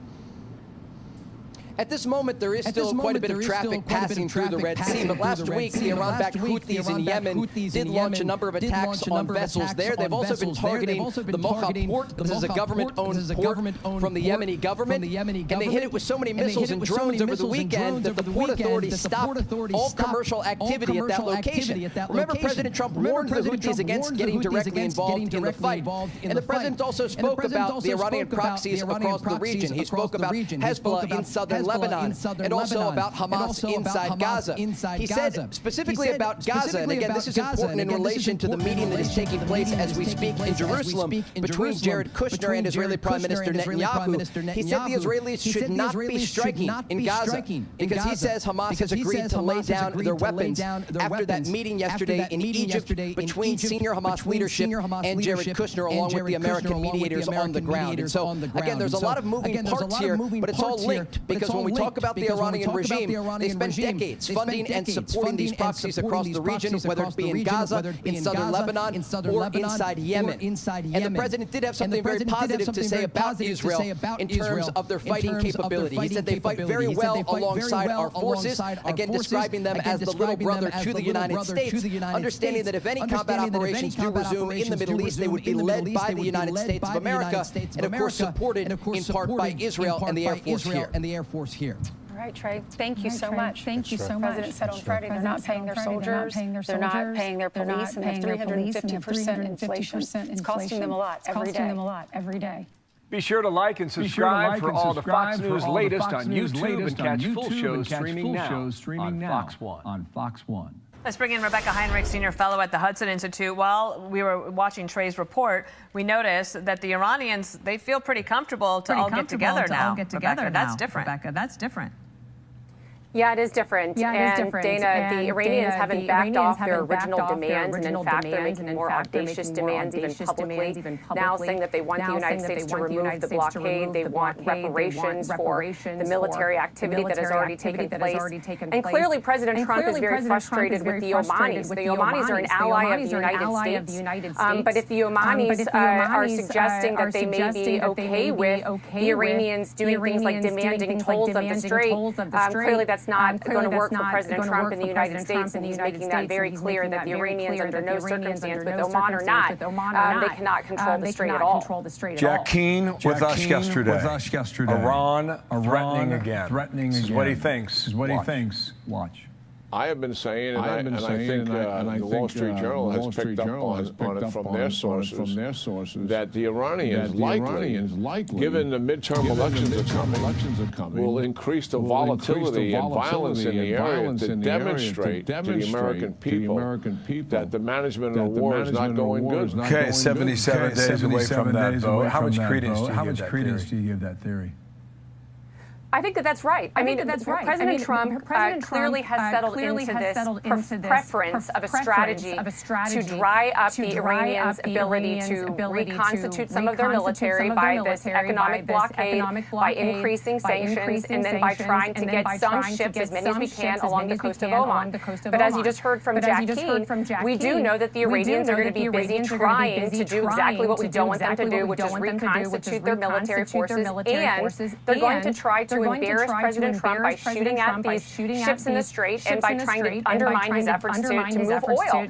And they're going to do it because they understand that the election is coming up and President Trump does not want to resume military operations. And so I'm of the mind that the sooner the better. The United States does have to resume military operations alongside the Israelis, who have been very helpful for the United States in degrading the Iranian capabilities. Yeah, we also heard from Jared Kushner, who had met with the Hamas, and he spoke to Trey Yingst. He gave a little bit more detail on those conversations. Watch here. I mean, they said all the right things, but obviously it's very, very hard to trust a terrorist organization that committed these terrible atrocities. But we had a very cordial meeting, and they said all the right things. And so we're going to give them a chance to perform, but it's going to have to be based on actions and steps. And I hope it will be true. What will you be looking for as this continues? Well, I mean, Hamas has to actually completely lay down their arms and comply with this effort to destroy essentially all of the tunnels that Hamas has dug along Gaza before the Israelis can leave the area. And so I think that the magic words from Jared Kushner there was that he gave to reporters that they're not, the United States is not going to pressure Israel at all to leave the region until Hamas is gone. And so that's what I'm going to be looking for. But it's not going to take much looking, Dana, because I have no confidence that Hamas is going to do that. Hamas's very existence is really based on killing Israelis, killing the West and fighting the West. And so until Hamas is completely destroyed, I don't suspect that Israel is going to be willing to leave the Gaza area. You're right about that. You're right about Rebecca, thanks for coming on. Rebecca Heinrichs. President Trump delivering a new warning for Iran, making it clear he's in no hurry to make a deal until they agree to give up their nuclear ambitions. Last hour, he posted on Truth Social that no conversations are going on or are even scheduled. Retired U.S. Navy Rear Admiral Mark Montgomery is a senior fellow at the Foundation for the Defense of Democracies to help us puzzle through this. Here's what President Trump said yesterday about Oman. You said you would bomb the S out of Oman if they got in the way of reopening the Strait of Hormuz. Would you say you're out of patience with Oman as strategic partners? They behave very well, but we handle them very just like we do others. Can you give us the context about Oman's position here? So Oman is on the southern end of the Strait of Hormuz and Iran on the northern edge, and geographically they both are very involved in it. Now, as you know, the Strait of Hormuz is an international transit way. The two countries can speak to each other. They should not make some kind of deal where they control the Strait of Hormuz or they toll it. I'm not sure Oman is attempting to do that. Oman is a long-term ally or partner of the United States. I think that they've been helpful for us in creating a southern transit, a very southern transit scheme through their waters over the last 4 months. But the president, I think his warning was overdone. But the president was attempting to remind them that they should adhere to international law when having any discussions with Iran. What do you make of some say that Oman and Iran are thinking about doing this tolling system in the Strait of Hormuz?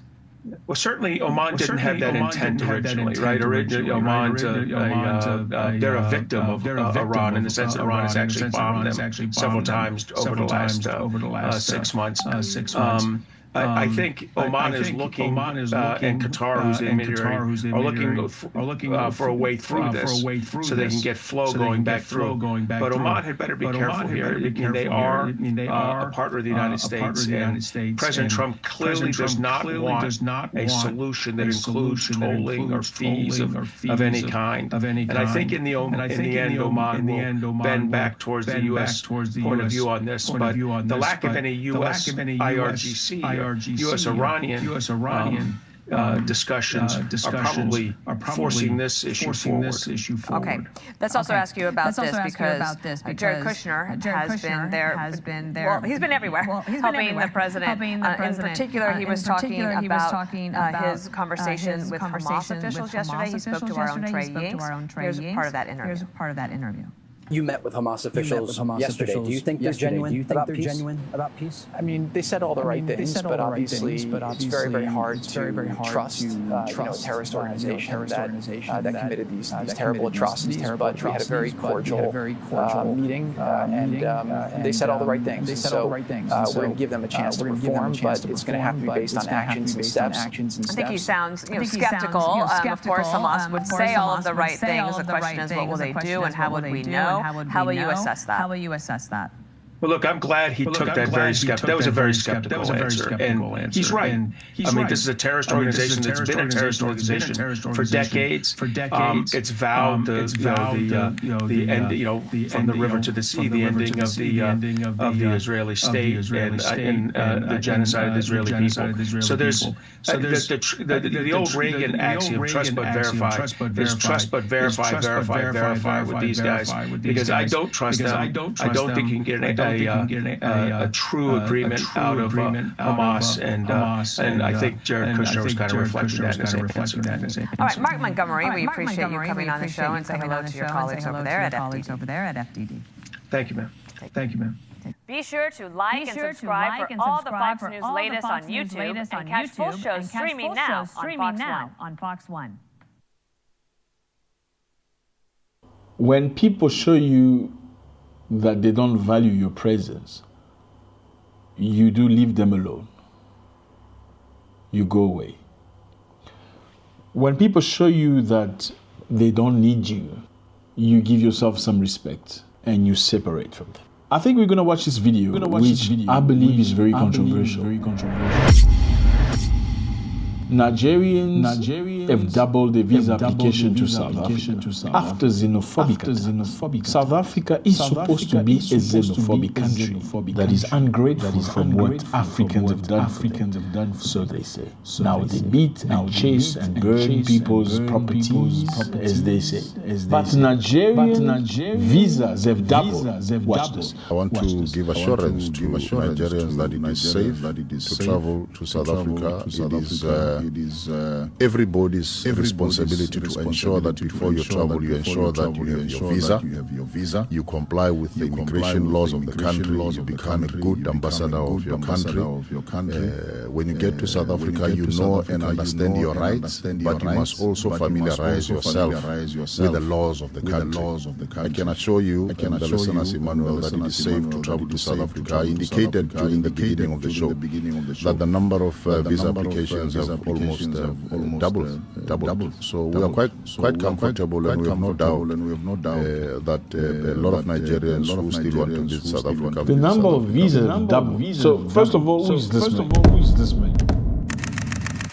This man's name is Prof. Bogi. He's a Consul General of South Africa in Nigeria. He says the amount of visa applications have doubled. I thought South Africa was this bad country where people are lazy, they're stupid, they're dumb, they're doof, they don't work, they're jealous, they're chasing you. Now, your visa application have doubled. Going back to the xenophobic countries that are beating people up. This is crazy, my brother. I mean, I know Nigerian people to be people with pride, you know, big pride. Oh God, big pride. What happened, my brother? What happened? I mean, South Africa is supposed to be xenophobic, where they beat people up. The men are lazy. They don't know how to treat women. HIV-ridden country. They are stupid. They don't go to school. They don't know how to make money. They are jealous. They are beating your people. You applied again to go back there. What for? I remember a moment ago there was Nigerian people in Nigeria that stood very strong to say if South Africans continue doing what they are doing, we are going to punish them in Nigeria. Stop brutalizing our people. Stop maltreating our people. Matter of fact, there is a video I believe I saw where there was a man saying they're giving South Africans in Nigeria 30 days to leave the country, and they should do it very fast or after going to. Please play that video. Please play that video. We, the young people of Nigeria, are not happy for what South Africa is doing, and we are here to also declare that from today, the first day of July 2026 to the end of July 2026. We would want the South Africans in Nigeria to also leave. They should go back to their country and also take over the businesses, the work that the Nigerians have taken over from them. We believe in the unionism of Africa. We believe in the solidarity of Africa. We are peaceful and we are law-abiding. But we must tell the South Africans that nobody is a custodian of violence. Nobody is the custodian of madness. My brother. You know, I was told, when a man says, if you are a man, cross this line. If the person crosses the line, you must do something. Yeah. If a man says, if you are a boy, cross this line, and he crosses and you don't do anything, you strip down your manhood, my brother. I mean, you said 30 days. It was 1st of July. We are in August. What happened? Did the Nigerian take over the South African businesses in Nigeria? Did the Nigerians kick out the South Africans? Or it was just word of water speaking? You know, somebody says it's important to know how to shut up. Sometimes you just stay quiet. Staying quiet is more valuable, especially if you're not going to follow up. Don't issue threat if you don't have the ability to actually manifest the issue, because it makes you look more stupid than what you look like before you issue the threat. Rather stay quiet and keep the mystery going. What is he going to do? What is he planning, rather than say, instead of saying, I'm going to kick your ass, but you don't kick the ass. It's very sad. It makes, this is crazy. Crazy. This is absolutely insane. Double the amount of visas are now being required by Nigerians to go to South Africa. The very same xenophobic, hateful, witchcrafty, HIV-ridden, brainless, 30% pass rate. What happened? What's in the apple, my brother? What's in the apple? No. You gotta have some pride. You gotta have some pride. South Africa has deported many people. South Africa is asking other African countries to pay about $18.3 million. That's about 300 million rand. For what? For deporting and repatriating tens of thousands of undocumented migrants. Yes. They're asking Nigeria, Malawi, Ethiopia to pay about $18.3 million. So they must divide based on how many people have been deported. Ghana has not been asked the same amount of money because Ghana, unlike most of these African countries, sent aeroplanes to go actually get the Ghanaians from South Africa back to Ghana with some dignity, some level of humanism. Nigerians were stuck outside the embassy in Pretoria after they were being told by the government of Nigeria, listen, come back, you giants, go to the embassy. We are sending aeroplanes to come and pick you up and send you back in the country, the giant. Many of the Nigerians remained stranded outside the embassy in Pretoria. After days and days and days, no toilets, nowhere to piss, nowhere to shit, no food, nothing. I mean, imagine somebody gives a notice to his house from Cape Town, flying all the way to Pretoria. Look at Cape Town on the map. Pretoria is very far. You have to leave Cape Town to go to Pretoria to the embassy. So you said goodbye to the landlord, saying, I'm never coming back, I'm going to my country, I'm going to the embassy. You go to the embassy, and embassy has no provision for you, no hotel, nothing, nowhere for you to be under there, by the rain, outside. Then this lady comes outside, telling you to say thank you to the president. I want to hear you say thank you, Mr. President. Thank you, Mr. President. People are sitting outside waiting to be returned back to the country, and you come out there as a representative of the consulate saying, thanks, Mr. President. It's like a prayer. Thank you, Mr. President. Please make fast so we can go back to our giant country, because these people here with 30% pass rate don't know how to respect us. Yeah, they are lazy, they are jealous of us. 30% pass rate, and then 50% more people are applying for visas. Let me put it this way. Why are the Nigerians and other countries going back to South Africa? It's simple. When your country is a old country, my brother, you're going to go to South Africa. I'm sorry. When things are not functioning in your country, you are going to go to South Africa. Why are Nigerians and other people in South Africa? Because they're safe. They know that. You must be honest with yourself. You may dislike the black South Africans for telling you to go back to your country. You may say go back to your country, but the truth is, you don't want to stay in Nigeria and other countries because your countries are shit all. I'm sorry. You're going to hate me for telling you the truth. You can do things the way you want in South Africa. You can complain about the police in South Africa. Can you complain about the police in your country? You can say South African police is xenophobic. They stop me by in my car, they search my car. Can you do the same about your own people in your country? You must ask yourself a question. Be honest with yourself. Some of your countries you get beat up by the police. They will beat you up and take you. Your family won't even know where you are. Even a lawyer cannot save you. As long as these African countries will not develop, there will always be an influx of people wanting to go to countries like South Africa. I'm always in the middle, but I'm going to tell you the truth, my brother. You can fight all you want. You can hate the black South Africans. You can call them lazy. You can say they've created nothing. You can say that country was built by white men. They did not participate.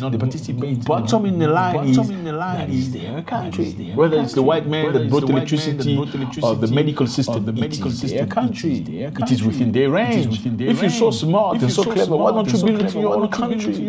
Create the light and the bougies and the nice cars and all that stuff. Build it in your country. It's very sad. I do not condone people beating people. I don't like it.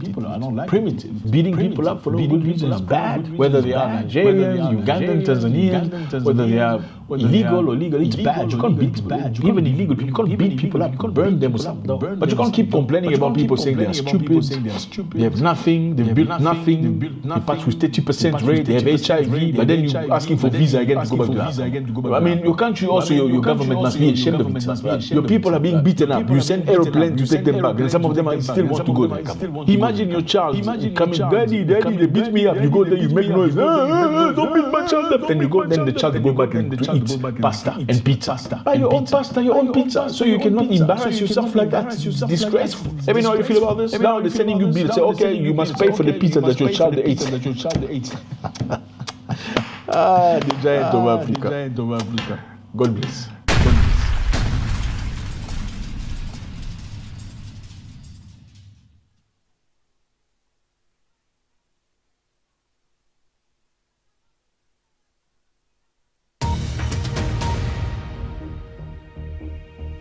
Hello, I'm Anita McVeigh, and this is the Iran War Today, bringing you up to date with all you need to know on the US-Israel war with Iran. Let's start with some of today's key developments.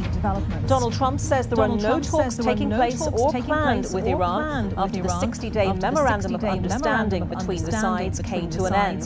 The US president also lays claim to the Strait of Hormuz, posting a map labeling the key waterway as US territory.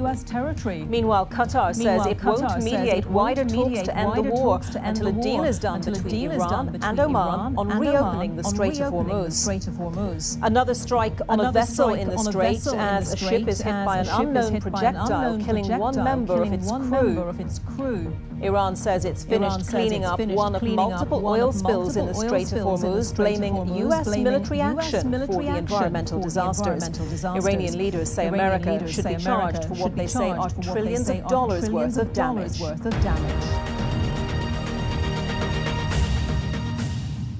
President Trump says there are no talks taking place or planned between the United States and Iran. He's posted on his Truth Social platform saying there are no talks or conversations going on or scheduled with the Islamic Republic of Iran, adding that the naval blockade of the Strait of Hormuz remains in full force and that the strait is open and operating. The denial of any ongoing talks comes despite previous claims of back-channel conversations and the president's threat on Monday to bomb U.S. ally Oman if it, in his words, gets in the way of U.S. negotiations. All that as Qatar, which has been a key mediator in peace talks between Iran and the U.S., now says it's waiting for a deal on the strait before it returns to any wider talks. Iran's top negotiator has said the Strait of Hormuz will not be opened until the United States meets Tehran's demands, including lifting a naval blockade. Well, let's speak now to our State Department.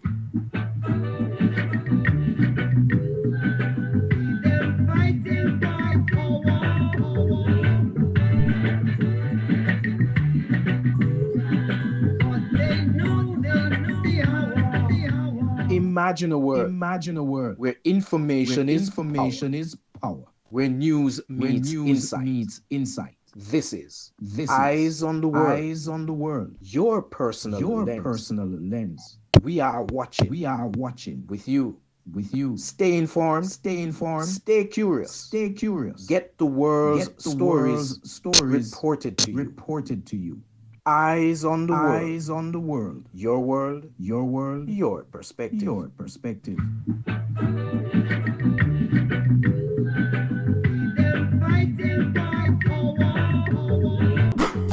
It's the Everybody Sale at New Budget Supplies. Do-it-yourself professionals and contractors. This is the sale for you. Lumber, steel, dress and form line, water tanks, pumps, PVC pipes and fittings, toilets, bathtubs, vanities and basins, windows, paint, doors, floor and wall tiles, pin set and grouts. Up to 20% off selected items. 195 Hagleyburn Road. Telephone 923-4560. New Budget Supplies. Always the best prices. Tools Hardware and Supplies is turning up the heat this summer with their super saving summer sale. Prices are slashed on everything you need to fix up your home. Beautiful tiles, sleek doors, top quality windows, modern sanitary ware, exclusive flooring and more. At Tools Hardware and Supplies, we have you covered for the summer. So come visit us at 279 Spanish Town Road, 4 South Camp Road, 8 Red Hills Road, or online at toolsja.com. Tools! The Lion King of Hardware. Keep it cool. JPS, keep it cool. Know the time at but JPS got the tool. Keep it cool. No free ways for save up, Shanda you have to choose. I beg you looking at the app now. Set a budget, you have to stay on track. Watch your usage, don't pass that. Your next million view from me up, just stop. Hey, you want to save on your bill, go on the app. No, you're not fit giant line to stay home and chill. Just keep it cool. I'm gonna download my JPS app today and start saving. Big JPS, pouring.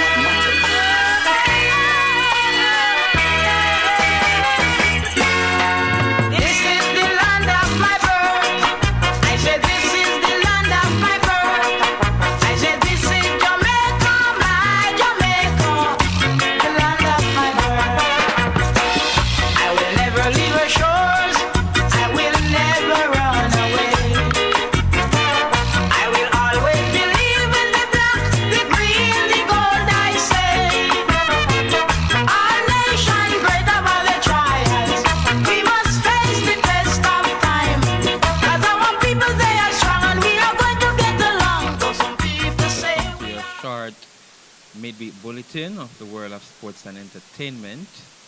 I am your host, Kingsley J.J. McCullough.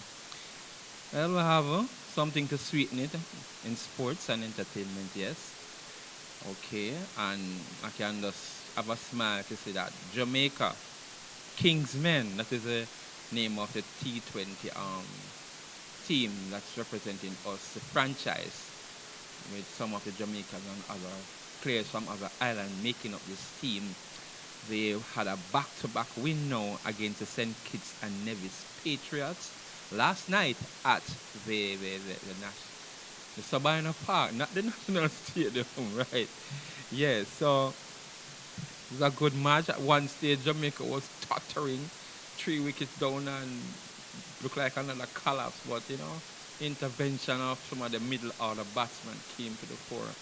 And they made 181 for 6 batting first, you know, the likes of Captain Ravman Powell and I can't give more details as making some runs there. The anchor hen, Andre Russell, Mr. Finisher, carrying that total up to 181 for 6 of it, allotted 20 overs. All right, and in reply, you know, St. Kitts and Nevis never put much of a challenge. You know, they were in patches of batting but never had no big moment to say threaten the Jamaican total, which they ended up at 130 of 18 overs all out. So Jamaica Kingsmen won by 51 runs and is now backing themselves to making the playoffs. You know, if they continue to keep on this streak and win, and depending on other results, that's where they will be. So I think this little team can be competitive. The only thing that is lacking, you know, Kevin, you watch cricket? Yeah, it's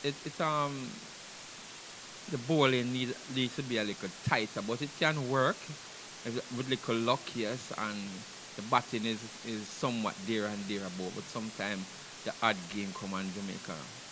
Them look like they are vulnerable to certain spin or pace attacks. So let's wait and see what the other match coming up against the other away fixtures. So and wish them luck to continue winning on the road. So it's 3 losses, 2 wins, and we're gonna have the return. And you know, Jamaica will be looking forward to winning to get themselves in contention for the playoffs. All right. On a note of football. It's so hard, you know, 3rd place run up in the National Premier League. Mount Pleasant FC out of St. Anne had lost their match against Cibao FC of Dominica Republic. Wow, 2 games, 2 goals to 1. You know, they have get to understand that they had a lot of chances to even take a point from it or draw, but so unfortunate they didn't capitalize on certain movements during the game and came out losing 2-1. So they have other matches, it's not over yet, and they have to wait to see the result, and they should win and see if they can make it to the finals in this Caribbean CONCACAF Cup. Yes, so looking forward to that with Mount Pleasant, and of course we're going to have Portmore already in it, and Portmore, and the other Jamaican team, which is, I should try to remember that one. All right, so far that's so much for the cricket. And of course, there's this big tournament which I didn't get any result on, which is the lacrosse that Jamaica is taking part in.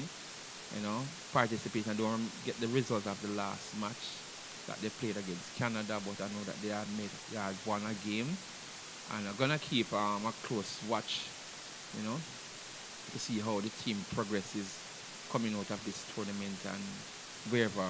Because it's not really popular in Jamaica, this lacrosse sport. You know, it's like something like volleyball.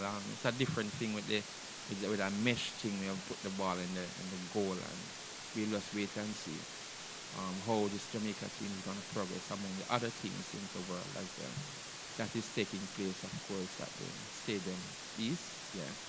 So sport is there, and all right, and it's for the Jamaica under 14 or under 16.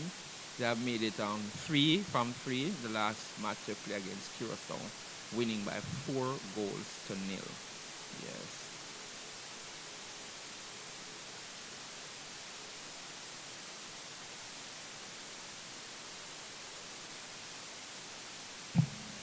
Greetings, I am on the here now. What's up, Mr. McCullough? Yeah. It's not really much of a topic, you know. It's just giving bulletins of some result with the T20 and the football games that we're playing at stadium. Yeah, and they are, you know.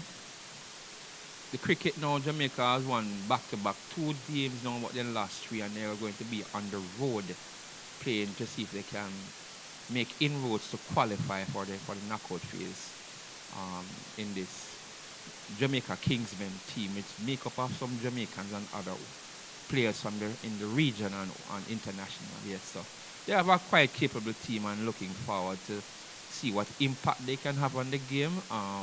Going into the playoffs, which is the semi-final and the final. You know, Jamaica has won this T20 tournament, but by the look of this team, I think they have what it takes to be successful in this tournament. Right. Also, we're looking at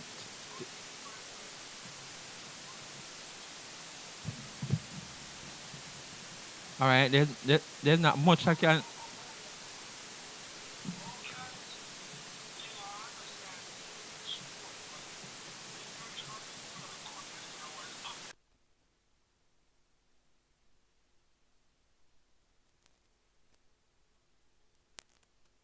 Yeah, what you saying? Would be ever been evicted out of his own home. There's a lot going on in the country. People are mourning the loss of their home right now. I mean, I understand sport is entertainment and it's good. But with so much going on in the country right now, brother.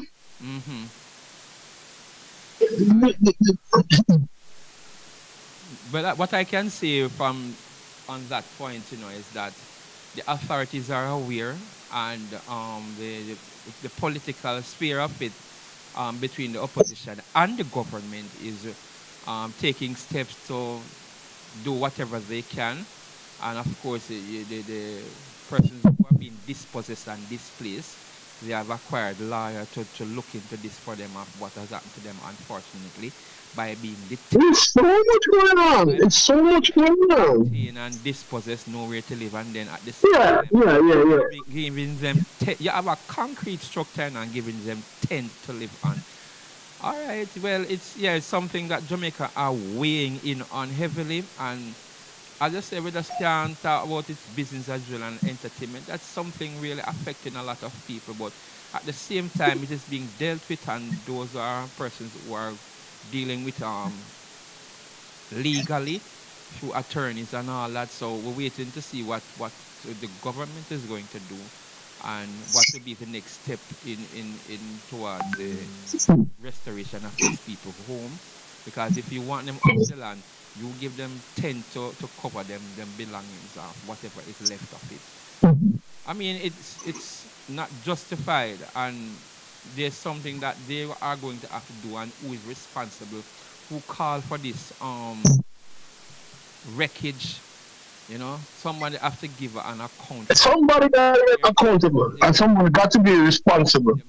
But it just don't happen. With a high alert of security forces and a complex of workmen, it's not. This is not state resources. Yeah. And my brother, I know it may be a political. Let me tell you, we don't want to have it like say it's a political thing. It's a national, it's a state thing right now. We don't want right now. Let me tell you the truth. There are people who want to make it the political division, and nobody want to make it political. It is where it's coming from. We are saying that them never have no right to do there, and them don't know the history of it, and them taking a stance. Them justify. And the truth is, my brother. None of them justifying the actions of the authorities taking this, and it is not right. They haven't. No, the truth is, everybody realize the truth now. The truth is here, and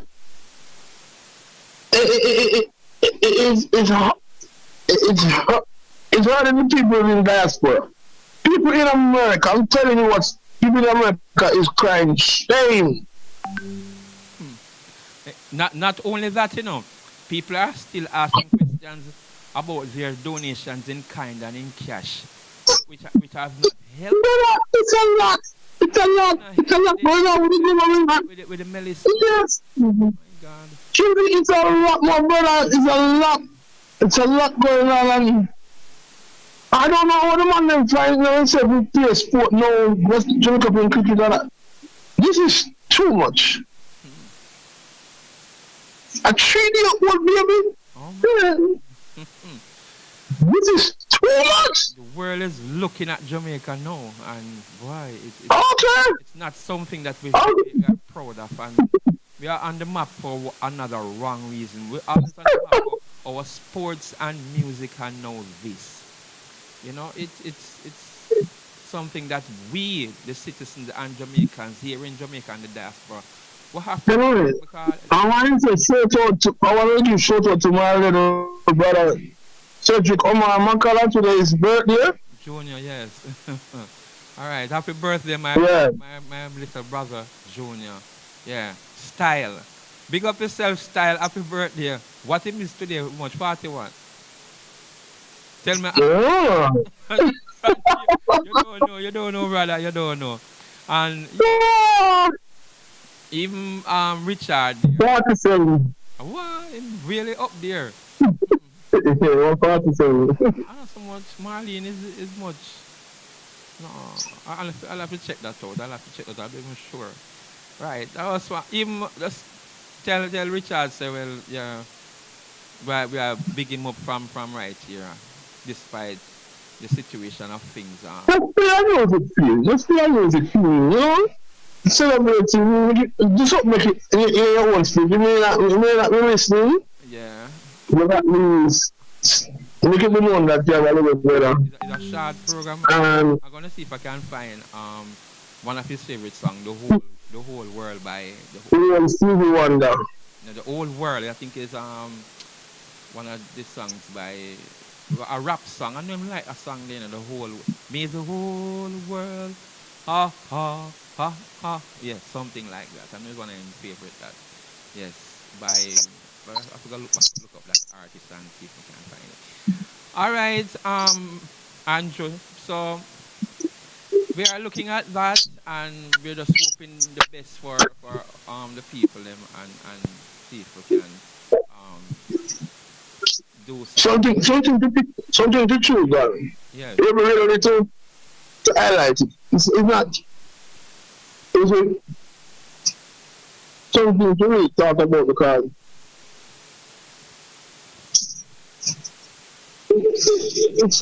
it's very bad, heart-rending, dangerous. Yes, it is. Yes, I'm gonna look for the song from Outcast. Made the whole world. Yeah, I'm gonna see if we can find it. Yeah, Outcast, right. And this one is for Richard. So yeah man, if you're from a live I want to hear that one here. Made the whole world. Alright, my brother. Take care of yourselves. Yes, I'm gonna do somewhere. yes, do that one. Yeah. Hang up from me. Yeah.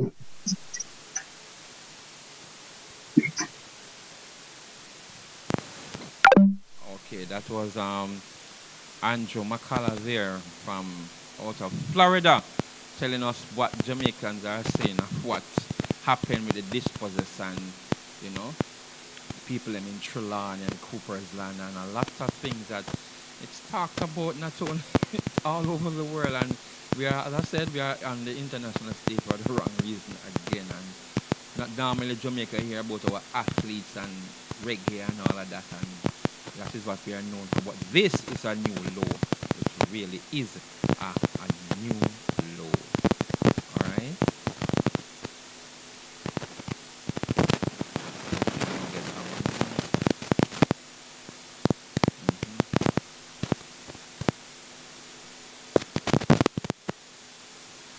Let me see if we can find the one from Outcast. Yes.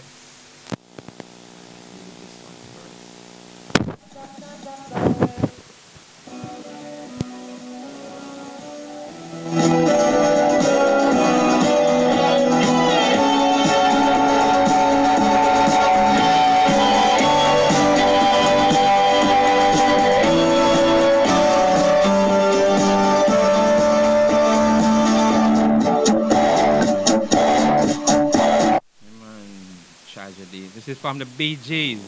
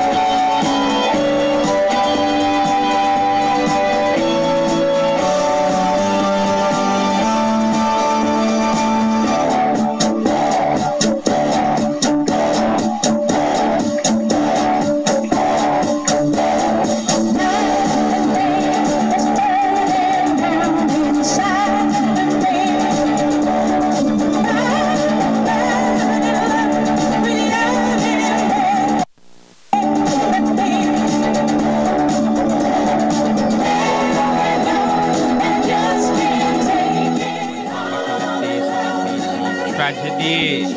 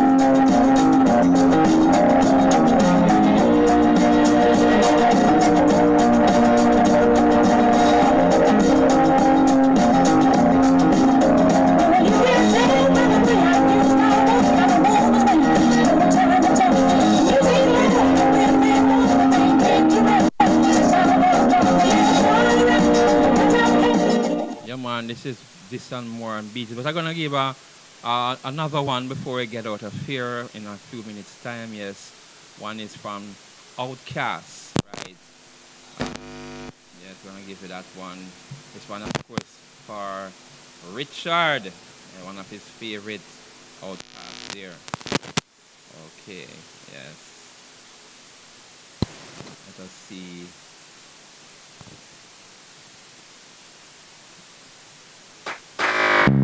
Yeah, I'm afraid, like I'm scared as a dog, but I've got a new song and I want y'all to sing along, sing along. And this one, of course, for Richard. See, this is the way that we walk on the sunny day when it's raining inside and you're all alone. Right here on the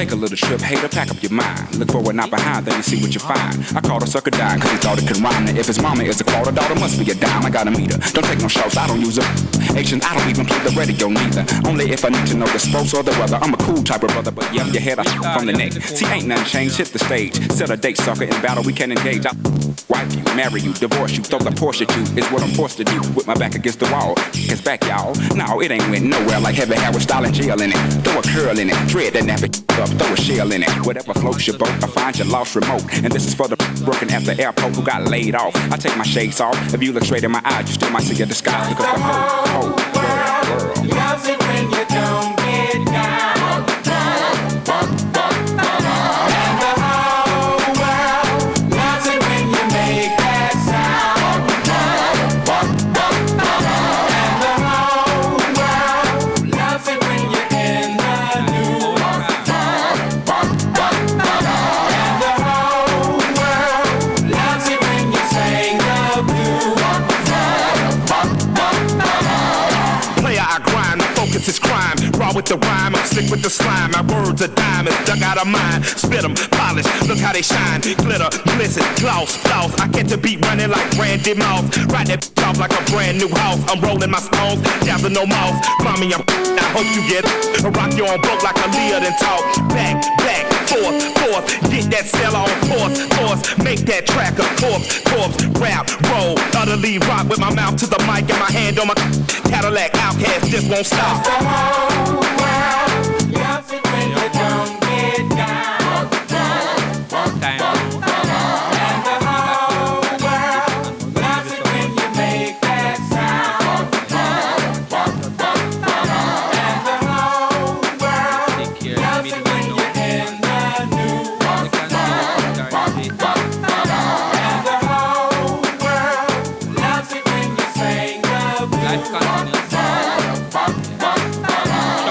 Turn on the TV and everything is looking dismal. Went in the bathroom and it's having pepper dismal. This is the land of my birth. I said this is the land of my birth. I said this is Jamaica, my Jamaica, the land of my birth. I will never leave her shores. I will never run away. It's the Everybody Sale at New Budget Supplies. Do-it-yourself professionals and contractors. This is the sale for you. Lumber, steel, dress and form line, water tanks, pumps, PVC pipes and fittings, toilets, bathtubs, vanities and basins, windows, paint, doors, floor and wall tiles, insets and grout. Up to 20% off selected items. 195 Hagelberg Road. Telephone 923-4560. New Budget Supplies. Always the best prices. Tools Hardware Supplies is turning up the heat this summer with their super saving summer sale. Prices are slashed on everything you need to fix up your home. Beautiful tiles, sleek doors, top quality windows, modern sanitary ware, exclusive flooring and more. At Tools Hardware and Supplies, we have you covered for the summer. So come visit us at 279 Spanish Town Road, 4 South Camp Road, 8 Red Hills Road, or online at toolsja.com. Tools! The Lion King of Hardware. Keep it cool, keep it cool. Hey, JPS, keep it cool. Know the time at but JPS got the tool. Feel like you. Hey, keep it cool, keep it cool. No phrase for save option, they have to choose. Hey, I beg you looking at the app now. Set a budget, you have to stay on track. Watch your usage, don't pass that. Your next bill view from me up, just stop. Hey, you want to save on your bill, go on the app. No, you're not fit giant line to stay home and chill. Just keep it cool. I'm gonna download my JPS app today and start saving.